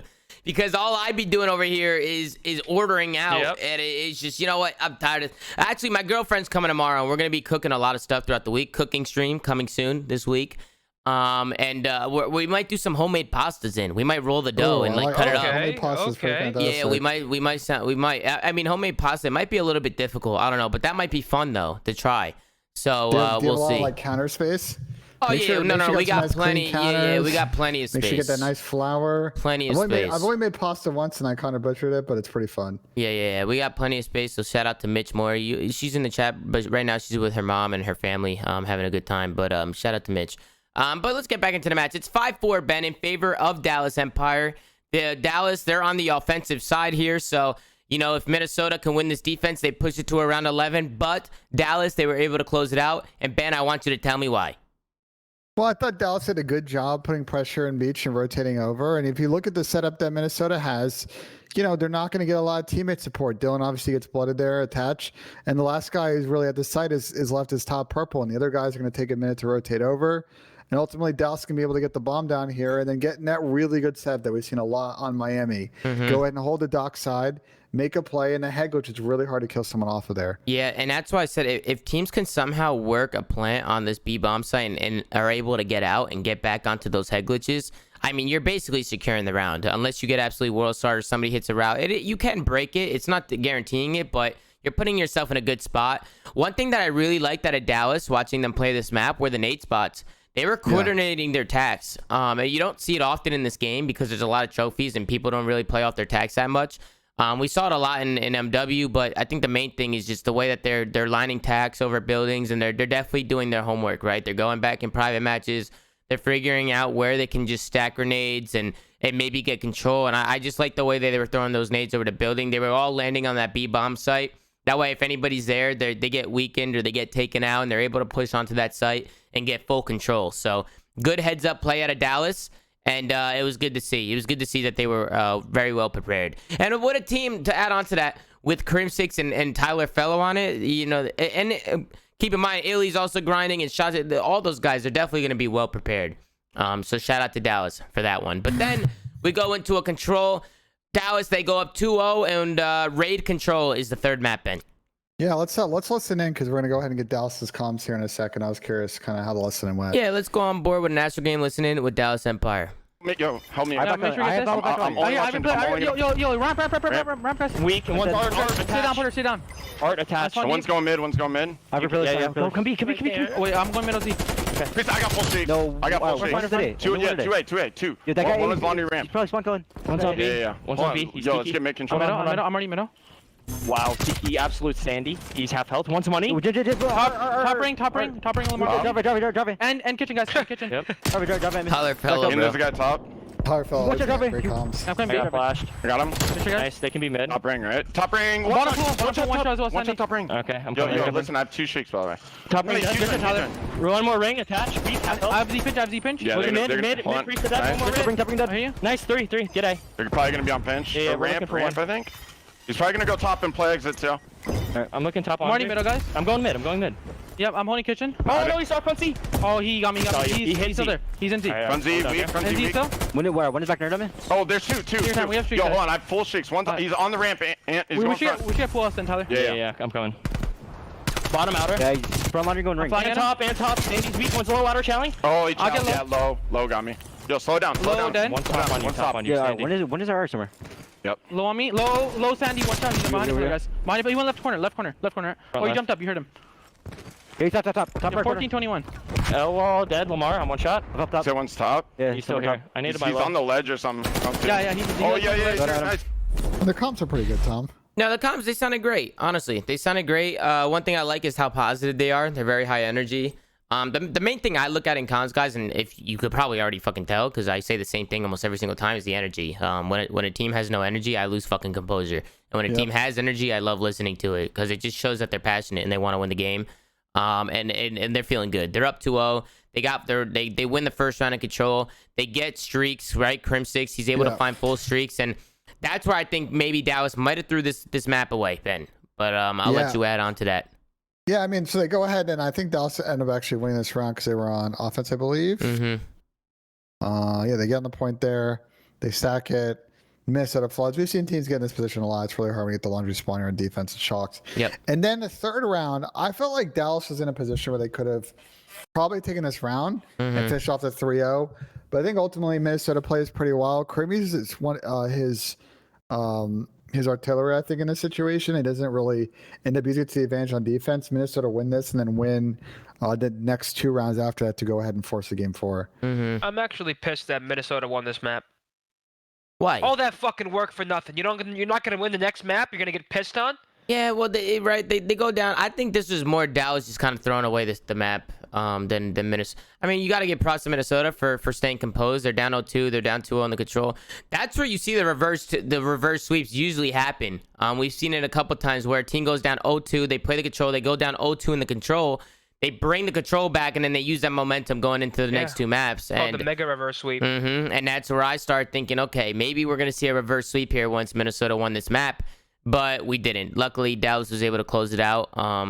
But Ben, I don't know if there's anything that really caught your eye in this overtime, but I think with Dallas being up 2-0 and going back on the defensive side, they just had to close out their defense and just put the game away. And I'm sure they're going to go back and talk about some stuff, but what catches my eye is Minnesota has become sneakily pretty decent at control, and I think that's something to watch coming up for the major. If they can clean up their hard points, their S&D is not awful. They haven't had the best of time in search in this stage, but the hard points right now are where they're losing a little bit of their win conditions in these series, and they can improve there and continue to be money and control. Like, that's 2 out of 3 respawns you can have in the book, and then you just got to take a search and you're good from there. So this is the problem. We got Rallied coming out. Rallied, he's a content creator. He came out and he said, why did I just get a Snapchat from iLLeY in the passenger seat of Crim's car with Crim going 200 miles per hour in a 40? Laugh my ass off.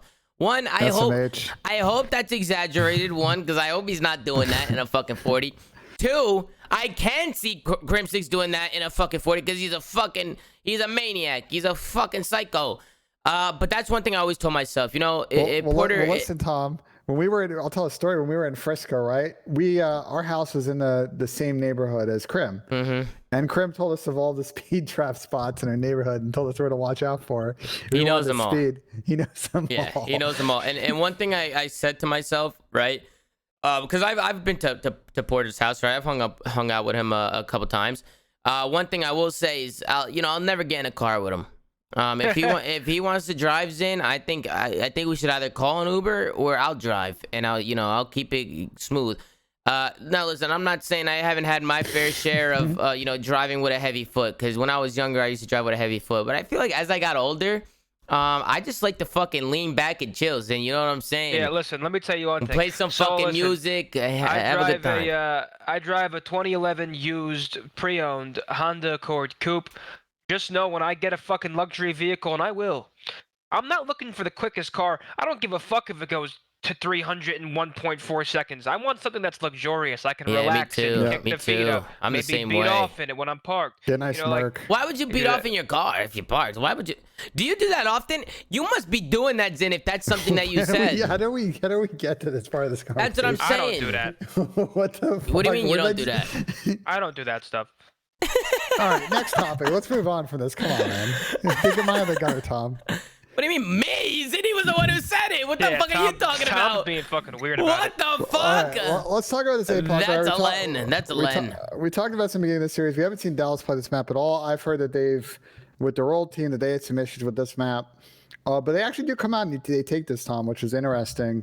I thought this kind of came down to a couple of mistakes that Minnesota made, especially on the second rotation. Yeah, show us. And just some disconnect in teamwork. So we'll get into that. I have a couple of notes written down for this map that we'll touch on. There's definitely some things that I saw at the end of the game as well.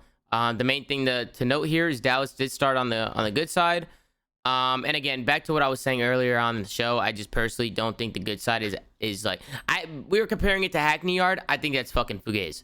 I think Hackney Yard was the good side on Hackney Yard was unreal. Like, it was unreal. So I just think I don't see the comparisons. You see a lot of good teams that are able to flip on bad side. Now, yes, there's still a good side and a bad side, but I don't think it's as drastic as we've been saying. As I'm now watching more pro teams play it more and more. But Dallas, they come up to a hot start. They get most of the P1 time. They still hold on to those spawns for P2, so they do a great job just holding on that good side and building themselves a 70-point lead, Ben.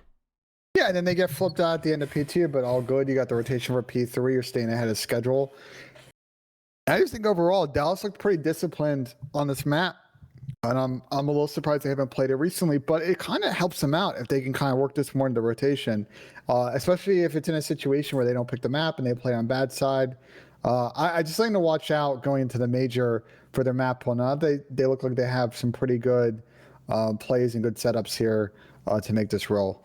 Yeah, Minnesota, they do a good job just staying composed, because sometimes, if you're starting on the bad side and you go down by so much, you lose full. But like I said, guys, 1 or 2 hills and you're right back in the game. That's why you just need to make sure you stay disciplined and make sure you're hitting your rotations and just make sure you're locking down some of these hills. But going into P3, Minnesota, they hold most of the time. They're able to bring it back, but Ben definitely wants to fast forward this and show some things at the end of this map that he saw. So Ben, I'll let you take it.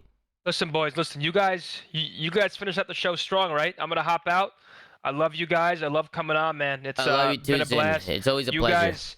You guys, you know, you changed the community. All right, so I appreciate that, Zin. Enjoy the rest of the show, guys. You know I love having you on, Zin. You said to me today, you said, brother. you know, I don't want to feel like, you know, I can't come on. You don't want to invade the show. I don't want to be like, that was the dumbest thing always on here. That was the dumbest thing you ever said. You can always come on every single day if you want. I love having you on. You're my guy. You know that. Right. There was one post on the Reddit, by the way, that said, this one is for Zinni. If he's around, does he think he can save the Optic roster? That was the top comment on the think if you're Optic, go ahead. on the Reddit Q&A today. They want to see you on the back on the green wall, Zin. What are your thoughts? Let me just say a few things before I head out. I mean, you're talking to the overall kill leader in Challenger Season 3, the kill leader in Hardpoint, the kill leader in S&D. He was up there in Control.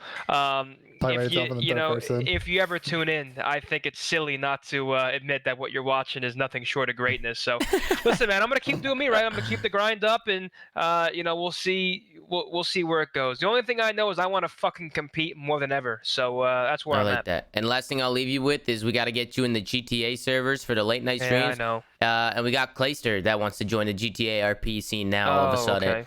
So we're all going to be joining this GTRP, but I'll let you go, Zin. You have a good one, bro. Thank you for coming on. Later. User Yeah, disconnected. so Tom, I want to talk about the situation at the end of the game. I felt like the last 3 hills here in Minnesota kind of let the game slip away from them. So let's set the stage. For those who are watching at home and audio, it's about 200 to 140. Dallas did a good job on the P2. And the way that P3 is playing out right now with 20 seconds left is Minnesota actually starts to get the back spawns for P5. So they're actually kind of set up here for a good pinch and then a hold. And then if they get Turtle Hill and then P5, like they're back in this mix. Instead, one thing happens. First off is they don't end up actually trying to hold the old time. So they flip out. They do end up getting the last couple of seconds on P4. And then it just gets a little mixy from here, Tom, because they don't have the back spawns and that sort of missed opportunity. They're trying to hit around for P5, which is fine. They get one guy in the back.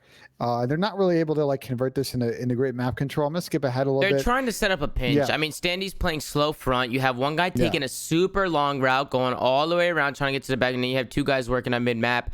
They do end up breaking on in. The pinch does end up working for them. They take their time. They work pinches. They want to make sure that they're hitting from every angle, guys. You don't want to just keep flooding, and that's exactly what they did. So they did a good job, Ben, breaking in and getting that last few bit of, 30, 40 seconds, was it? Yeah, but this is an area where I think... and this is where things get a little mixy. Yeah. So go ahead. Let me explain the situation here. So Minnesota starts to rotate for the next hill. Priesta is in the back, and he dies, but he'll end up spawning up here. I wasn't a big fan of this play, that attachment. I don't know if you agree with me or not, Tom. I felt like instead of playing this corner, like in a weird corner outside of P5, just watching mid map, he should have rotated to the back and tried to help his teammate, who's going to spawn up and get back into a gunfight again. As you see, number 8's back up. He's in a 2v1. There's a guy coming through hot. Would have loved to have seen attach pinch here. He probably shoots at least 1, maybe 2 guys in the back. Yeah. And so they now have a 2v1 against Shotzi, who's probably hitting out a hill to probably rotate all the way to the back to go ahead and get these spawns. Instead, what happens is Preston dies. He spawns back up in the same spot. So I agree with you. I think the main thing for Dylan, right, is Preston goes down initially. Yeah. And I think Dylan at that point is like, fuck, let me play corner. Let me play my life. I'm the only one here. Then Preston gets to spawn right back in the back again. The second that Preston gets that back spawn again, you got to help him because he's spawning in the open. You need to get these back spawns or the game is over. If you don't get the spawns, you're done because Dallas, it's closing in. So I do agree with you. I like the initial play by Dylan to play slow and play a corner because his teammate dies back there. So he's trying to play his life and he doesn't just want to run out and die. Once Preston spawns up, I know Preston probably calmed. I spawned in the back. I spawned in the back still. Now that's when you got to turn and you got to try and make a play. And obviously he didn't do that. He tried to do it a little bit too late, but I think at that point it was too late. I mean, Preston went down. Dylan tried to make a play. He dies. Dallas secures the spawns. They secure the map. And honestly, just an overall good series coming out of Dallas, right? They came out and they look great today. So I want to give them some credit. Let's set the stage for next week, right? As we look at the bracket. So Dallas are winning the series, ends up getting third in Group A. Faze, with their win earlier today, got second in Group B. So those two teams are going to play each other winners round one. Very spicy. We've seen these two teams match up a lot. This major's got me feeling excited just looking at this bracket. And whoever wins that match is going to play Toronto. So that's mixy. Yeah. I think for Rocker, they've got a pretty good draw. They're going to play either London or Paris. I think London will probably win that.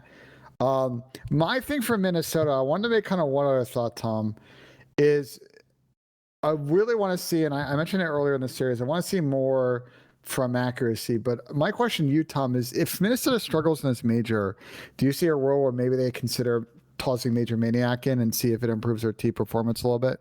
Maybe. Depends how they play, and it depends on how they've been playing in scrims. I mean, if I'm on the coaching staff, you got to pay attention to everything. Pay attention to the way they're talking, to the energy of the squad, to how they're playing in practice, how they're performing in the matches. You know, it all comes down to how they do. And then we'll see how the major goes, and then after the major, we'll see and see what they want to do. I think they're a great team, and I think Minnesota has beaten very good teams or have kept up with great teams, so they definitely have a potential here to make a run, Ben. I really do. Are they going to do that? I'm not sure. But we'll see. We'll see after the major, and we'll revisit this convo for sure. We will. Does anything stand out to you looking at this bracket, Tom? Like, no, I mean, the one thing for me is I can't wait to see Faze Dallas go at it. I'm excited for that one. I still think Faze is going to mop them, but I think it'll be a great series. I'm looking at Florida Thieves. I think with the new Thieves going up against Florida, who's looking better now, really stands out. I mean, the winners bracket matches are going to be crazy, just absolutely crazy. Yeah. Obviously, I don't know who New York's going to be playing or Toronto. We're going to have to wait and see. On the bottom side, you know, we have London going up against Paris. London look great. They look good to me right now. So Paris has to be victory. Paris has to be on their A game. They have to be. So hopefully Paris they come out, they play their game, because you know Paris, they're very on and off. Sometimes they look great. I know a lot of people have a lot of choice words to say about Paris, but I think individually they're very talented and they can come out and make some noise. And then the other losers bracket round, we have Seattle Surge going up against Los Angeles Guerrillas. And I'm going to be honest with you, the Surge, they just don't look right to me. They don't look right. They don't look like they know what's going on. Maybe they need more time with the new pickup. They added more talent to the team, but they need to make sure that they're really focusing up here, because they don't want to get knocked out early. And, you know, I want to see guys like Big P, Gunless, right, and Pristini and some of these guys. I think the whole team, Destiny, I love the whole team. I want to see them do well. So, and those two teams have not played each other all year, too. So I'm actually interested to see this matchup. This is very much like, for both these teams, kind of like a losers go home game. Like both these teams need to get a good performance in this stage if they want to not be like in the we need to get top 3, top 4 situation for the next couple of majors. So I'm really curious to see how this plays out. And then whoever wins that one's going to have to square up against Optic. So some interesting storylines here. Can Optic, and I think they probably can, go on a decent losers run here, or will LAG or Seattle make some kind of crazy run and really start to get up into the conversation of some of the teams in the middle or higher part of the CDL? I mean, a lot of, well put, Ben. I think a lot of these teams, they're just so inconsistent. Like, what Optic are we going to get? What Paris are we going to get? What Seattle? What Florida are we going to get? What all these teams, right? A lot of people want to see the iLLeY interview, Ben, so just go to the beginning of it. It's just like, what kind of teams are we going to see? How are people going to come out and play? How are people going to prepare for it?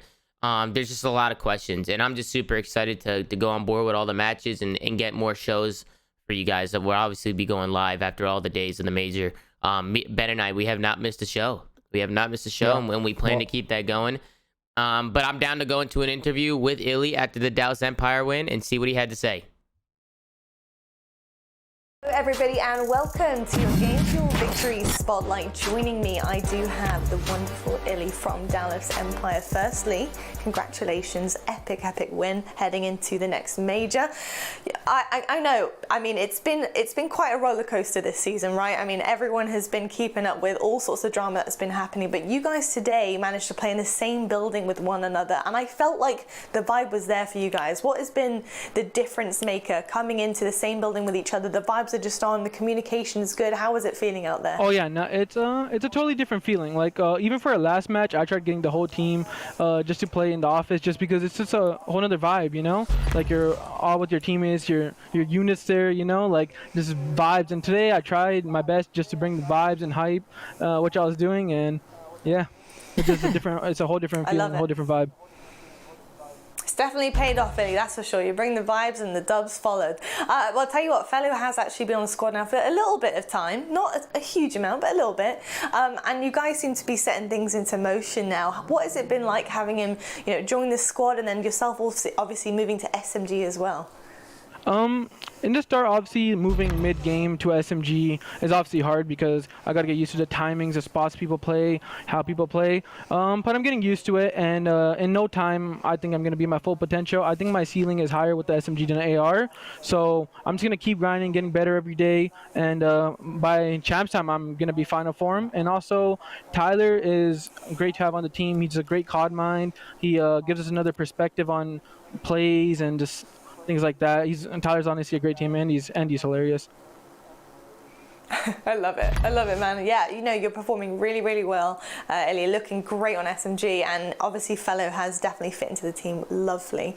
Now, I have to ask you about Warzone and Verdansk. What does it feel like knowing that your banner, as you guys obviously the champions of the 2020 season, hanging there in Verdansk? How does it feel to be immortalized like that? Oh no, that feels amazing. Just like being in Call of Duty, like my face being in a Call of Duty is just absurd because I've been playing COD since I was like 7 years old. So just having my face like in a Call of Duty is absurd, and it's an unreal feeling, and I'm grateful for it. Awesome, man. I can't wait to see it as well. I'm going to drop in and check it out. Lastly, it is Mother's Day today, Illy. I appreciate you joining us. I know you got to go and shoot off for dinner with her. Is there anything that you'd like to say to Mum? I just want to say thanks to my mom for always supporting me and being there. You know, a lot of moms don't usually sometimes don't support their kids pursuing gaming, but my mom has always been supporting me, always in my back.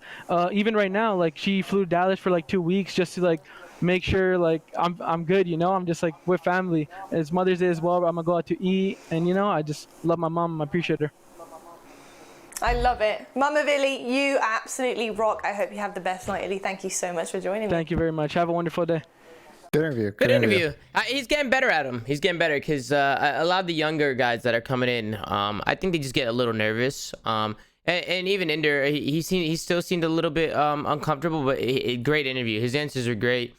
You could tell that the adrenaline was really pumping during that match. He was definitely cracked. He was definitely cracked, guys. He definitely had a lot of caffeine. He was definitely, just bouncing off the fucking walls. That happens too, Ben, when you're playing and the adrenaline's running through you. A lot of people are saying, Adderall in the chat, that's stupid as fuck, man. When you're playing at a high level, no matter what you're doing, your heart's pumping.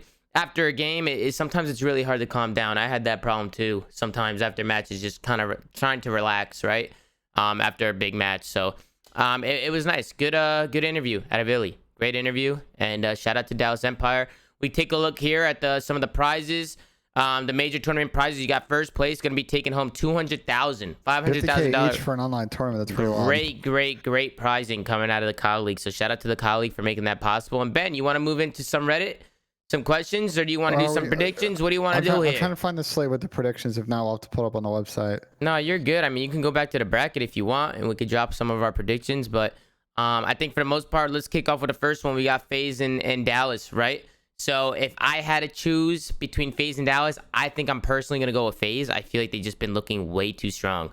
Way too strong. I think if Faze are playing their game and they're firing on all cylinders, I think forget it. I think it's a fucking wrap. I'm going to be honest with you. So I'm going to personally go Faze 3-1. I can see Dallas maybe taking a map here or there, but I think Faze is going to take it. Ben, who do you got? Yeah. I mean, we've seen these teams match up a lot. Historically, I think Faze has definitely had the better of them this year. And the way that Faze looks in S&D right now, I think the hardpoint game is starting to clean up a little bit. They've been nasty at control. I just think Faze is the more informed team. So I'm going to go ahead and say 3-1 here. I think we'll give Dallas a map, probably that first map. We'll see what hardpoint we get. But I think Faze will continue to roll in this matchup at least this week or next week. Sorry. I'm going to fire off my predictions pretty quickly, right? We got Mutineers going up against LA Thieves. I think Thieves look a little bit weird with Kyler right now with Hook. I think they need more time, and I don't know if they have enough time to get to the potential that they want to get at. I thought Thieves looked great with TJ. So it's just hard for me to watch with Hook because I just feel like the chem is off now a little bit. So they need to get that back. And Florida looks great. And I have a feeling that Florida's finding like momentum and confidence for some reason. I just feel like they're feeling really good.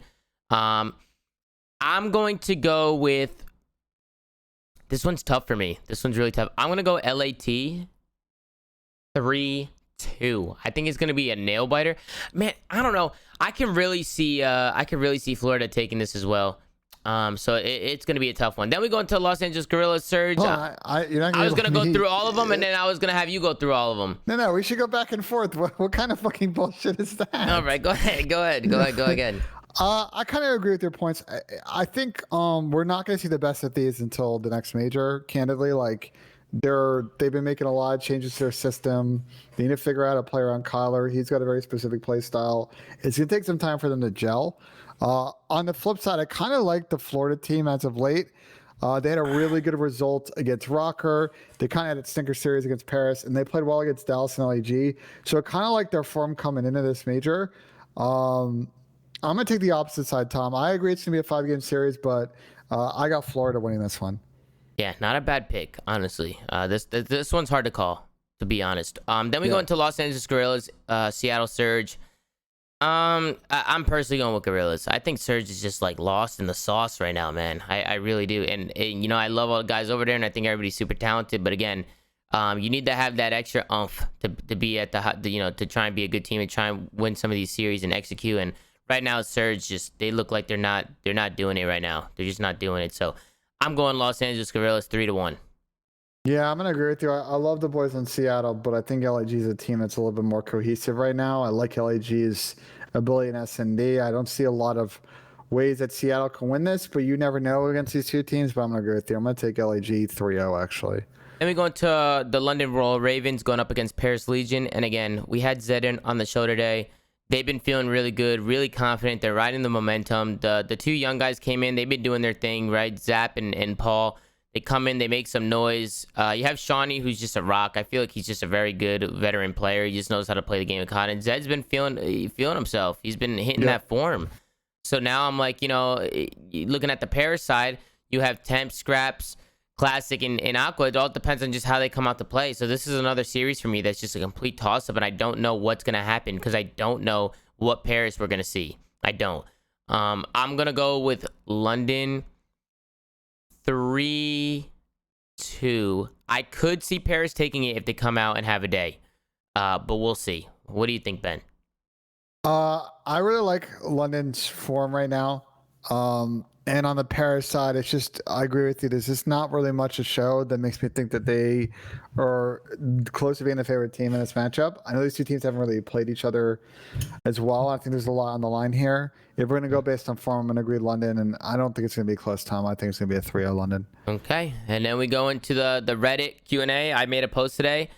I made the post. First, I made a post again. It got taken down or something. It failed. The post failed. Tom, I realized you're messing up the rules on the subreddit. Come on, man. I'm not messing up no fucking rules. These people on the Reddit, there's so many rules. I don't understand. We gotta talk to somebody down there. on the Reddit. Get into there. Listen, I don't know what's going on, but I ended up posting I had to repost the post after the Optic series. So I think you can imagine the feedback that we're gonna get on some of these questions. There is some PJ Salt going on in those comments. But the first question we already asked Zinni. This was the highest rated question. This one's for Zinni. Does he think he can say the Optic roster? I think it was a little bit of a troll. I don't really know. Zinni gave a Zinni answer, so. The next top comment is, yo, Zoomaa, I just need you to stop with the bullshit and come out and just say Optic is shit right now. They're looking like a shell of what they were before. I wouldn't say shit. I mean, I'm not just going to come out and say Optic is shit. They're terrible. Because they're not terrible. And they have great players. And they really need to start working on their teamwork and working on their series. Nah, they're not shit. It stinks. I see people in the chat saying, no, they're shit. They're shit.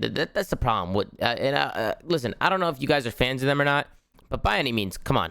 They're not shit, guys. Here's my thoughts, Tom. I agree with you. They're not shit. I think the team holds itself and their fan base holds itself to a high standard.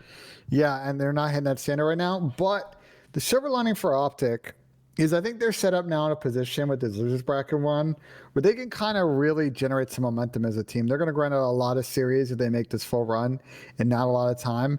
And this is an opportunity for them to really grow in as a team. So I have a feeling they're going to come back this week and really grind, really practice, start to get better in those respawns and get some momentum here. Because if they can get, a couple of wins here in losers bracket and make their way to top 4, suddenly they're a team with a lot of momentum and they're going to be very dangerous for any of the teams coming out of winners to have to play as that rebound match when you're in the losers bracket. I agree. I definitely agree, Ben. At the end of the day, I do not think Optic looks good right now. I'm not going to say they're shit because I just don't think I honestly do not believe that. But they definitely have a lot of work to do. And we had Envoy on the show today, and he agrees. And I think they, they're very realistic with themselves. That's what good players do. So we'll see if they can bounce back. The next post is, does Optic need a change, and who do you think should be replaced? Right now, I mean, it's hard to answer this now. Let's see how they do at the major. Let's see what goes on during the major. Let's see how they play. Let's see how they're feeling. I'm not saying they need to come out and win the major, but we'll just see how they compete with some of these other teams and just see if they really do need a change. And then at the end of the day, I have no idea who the fuck you even do change. Somebody put in the chat 2-9 map count versus teams in winners bracket this stage. I know. Hey, listen, man, you don't need to tell me their map count. You don't need to tell me that they've been playing bad right now, but you guys can't sit here and tell me a team of Dashy, Scump, Envoy, and Formal is just straight shit, because that's just not true. You got 4 of the most talented players to ever touch COD. So that's just Fugazi. Now, do I think they're good? Again, no, I do not think they're good right now. I really don't know what you guys want me to say. I personally do not think they're shit. I don't think they're good. I think they need to find some rhythm. I think right now they're not executing. They're not showing what they're capable of doing. And we'll see as time goes on. Ben, what do you think? You think they need a change? You think they should do it now? What do you think? You think they should do that? I think they have the talent to win.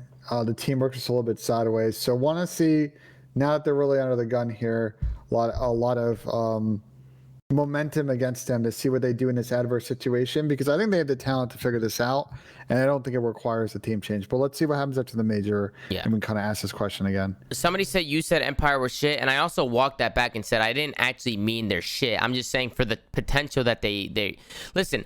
Man, you guys want me to say Optic is shit? Optic is shit right now. Is that what you want me to say? They're just not playing good. They're not playing good. Don't give them a soundbite, Tom. Come on. What do you mean a soundbite? What do you mean? They just want the soundbite of you saying Optic is shit. Like, don't give it to them. I mean, they could. I mean, I think anybody on the team over there can say they haven't been playing their best. But I definitely don't think you can write them off just yet, is what I'm trying to say. But let's go on to the next one. Next question, bench Dashy we're gonna move past that one, unless you want to talk about it. Bench Dashy for a sub and move Seth to flex. Well, let's talk about after the major. That's what I'm saying. You got more people talking about it. Honestly, you think let's they go should past move? all the Optic questions. Let's get I have a feeling they're all Optic. If you added Ben to the Faze team in place of RCs, do you think they could be a top 6 team? Absolutely not. No. I think they would be last place. I think Ben is one of the worst COD players I've ever seen. Okay, well, that's gas, but whatever. You guys want to talk about shit? Ben is shit. That's why I don't like calling. That's why I don't like calling. Roasted now. Because that's why I don't like calling Optic shit, because then there's people like Ben. And when you see them play, then you're like, okay, that's shit. Okay. You know what I'm saying? Next question. And the reason why I said that was just because, at the time I was just feeling myself. I was going crazy. Is Optic a hoodie / content org now? Nah, man. What a stupid question that is. What? It got thumbs up too. The reason why I'm saying no is because they literally stopped doing content because they're trying to get better. They literally stopped streaming. They stopped trying to do all that shit. No, they've been doing content. Look. No. I'm saying the streams and stuff. You know what I'm saying? Every team does content. I mean, they're still doing content. Look, here's my thoughts on this. Is like, I think it's a dumb question. I kind of see the line that's being taken there. I think the better question for the team is like, are they doing all of the required things that other teams are doing right now? Really game planning, watching VODs, watching breakoffs, like doing the extras. We don't really have a transparency to that, so don't really know from an Optic side like what their approach is. But I think all options are on the table for them now. Then they really got to put their heads down and figure out how to stem the tide of momentum going against them at the moment. Okay. I'm going through these questions. Ben, I'm gonna be honest. It's very hard to find good questions. Wait, come on. Go back to that Clay question, because I think that I want to make a point on that. Okay. Somebody says, is it okay for Clay making shade tweets when he cries about it when people do him the same? What do you want to say to that, Ben? Listen, Clay is a master of manipulating social media. He understands that at the end of the day, people like the action on Twitter and action on social media. So he plays both sides of it. He shows emotion when they win and emotion when they lose. And that's all. That's been his gimmick for a long time. It's not a new thing. He's been doing it since you were teaming with him, Tom. Even before that, when he was on COL. He builds a great brand doing that and great notoriety. And you got to tip it because it's, it's making him some good cash. Yeah, He's getting on good teams as well because he's a talented player. Just to add on to that, I mean, so the next post is, this question is interesting, but Tommy's just going to defend Clay and say that he doesn't cry. First of all, I don't know why people think I'm just super biased on the show sometimes. Do people not watch my streams or not? I don't give a fuck. Yeah, I don't know, Tom. I don't give a absolute fuck. Bro, when it comes to Call of Duty, I do not care. I'm not taking personal shots at anybody, like my friends and stuff. If I'm saying their shit at Call of Duty and that hurts their feelings, that's not my fucking problem. Listen, Tom, we call it no, out. hold on. That's how it is. You know how many times me playing in the scene, I played professionally for 8 years. You know how many times I've heard pro players talking shit about me? You know how many times I've heard my teammates talking shit about me behind my back? And then when push comes to shove at the end of the year, they want to play with me. They're texting me on the side, hey, you want to play? Hey, you want to do this? Guys, there's a lot of problems within the scene itself. Listen, what I'm trying to say is, after 8 years of competing and knowing how the scene works, the in and outs of it, I don't give a fuck. I don't give a flying fuck about people's opinion, about people's feelings being hurt. After everything I've went through, about all the shit I've gotten before. I've had bad series here or there, and people spitting shit about my name on Reddit, people making articles and shit, pro players talking shit about me, trying to ruin my reputation so I can't get picked up on a professional team. You think I give a fuck about what people are gonna say, even if it is Clay? And the add on to what it is about Clay, yes, Clay is a great friend of mine, but I'm not gonna be biased here. He's emotional. That's how I was. I think some of us are just emotional. It doesn't matter winning or losing. We're emotional. We can't. We have a hard time holding in our emotions. We like to just spit it out, and that's what I'll say to this. When I had problems with it too, where I was winning, when I first came into the scene, I was talking shit to people, doing this, doing that, because all they did was just talk shit about me. So my emotions, for me, it was hard to bottle that all in. And Clay does get a lot of flack in the scene, so that's why when he wins, he doesn't shut the fuck up. That's just how it is. And like Ben said, well said, it's also social media, and we're also an esports fucking scene, right? So social media is a very powerful thing. So at the end of the day, I'm tired of seeing bias shit. I'm tired of seeing fucking Zoomaa just saying that because shut the fuck up. Shut up. At the end of the day, I'm going to sit here, I'm going to look at the monitor, and I'm going to say exactly what I'm thinking in my head. There's no way in my head I'm thinking, oh, this guy's my friend, so I'm going to start being nice. No, because then that just looks really bad on me. It just looks like I'm just spitting fucking fugazi, and you guys know me. I'm not fucking fugazi. All right, next fucking question. Because that shit be pissing me off. Next question. Hey, Tom, love the flank. Can you give us some thoughts on what to do if you're Optic, other than they're a great team and don't need to drop anyone, which is not what we said at all. This is the worst performance we've seen out of an Optic/Huntsman roster in years, and at this point, they've only gotten worse and worse in starting. Sometimes talented players don't make great teams, Seattle being a prime example, and it looks like that may be the case for Optic. So this raises a question. If you do make a change, what is it? It's hard for me to answer this question.